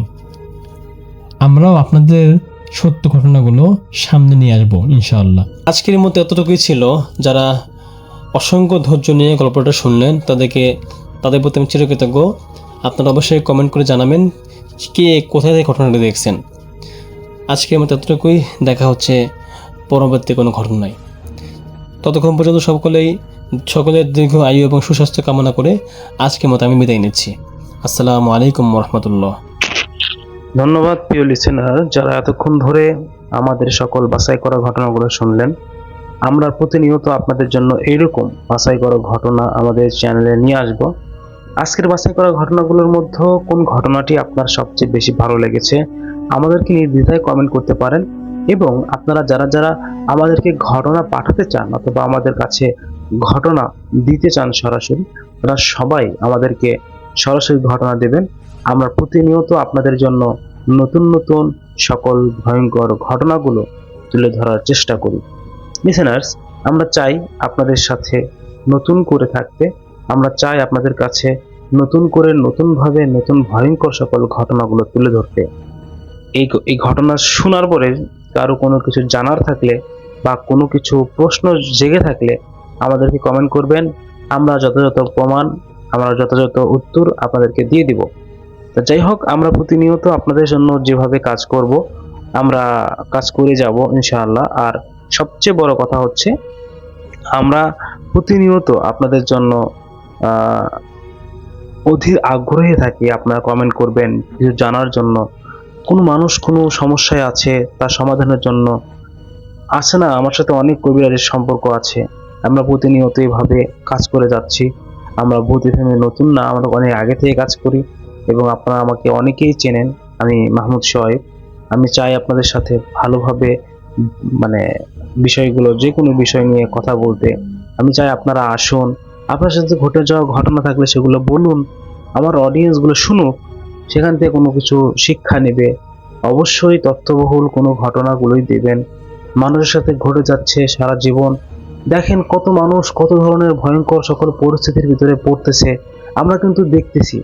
তো সেই রকম অবস্থায় যদি আমাদের সাথে কোনো মানুষ আমাদেরকে কোনো ভয়ঙ্কর ঘটনা শেয়ার করে, আর সেই ঘটনা শুনে যদি কোনো ব্যক্তি উপকৃত হয় বা সেখান থেকে এখনো অনেক মানুষ ওইরকম ভয়ের মধ্যে আছে, তারা সেখান থেকে বেরিয়ে আসতে পারে, এটাই চাওয়া। এই জন্য কিন্তু আমাদের এই ভূত শো করা, বিভিন্ন জায়গার ভয়ঙ্কর হরর স্টোরিগুলো আমরা কিন্তু আমাদের চ্যানেলে এই জন্যই ছাড়ি। দেখেন, আপনারা যারা যারা এখনো অনেকেই আছেন ভূত এফএম শুনছেন, আমি চাইবো যে আপনারা আমাদের সাথে থাকবেন। আমরা চাইবো যে আপনারা আমাদের সাথে মানে আমরা যতদিন আপনাদের জন্য কাজ করব আপনারা আমাদের সাথে থাকবেন, এটাই চাওয়া। যাই হোক, আজকে আমাদের এখানে বিদায় নিচ্ছি। সবাই ভালো থাকবেন, সবাই সুস্থ থাকবেন। দেখা হবে নতুন কোনো ঘটনায়, নতুন কোনো অধ্যায় নিয়ে, নতুন কোনো স্টোরি নিয়ে, বা নতুন কোনো আপনাদের পাঠানো ইমেইল ঘটনা নিয়ে। সে পর্যন্ত সবাই ভালো থাকবেন, সুস্থ থাকবেন। আসসালামু আলাইকুম।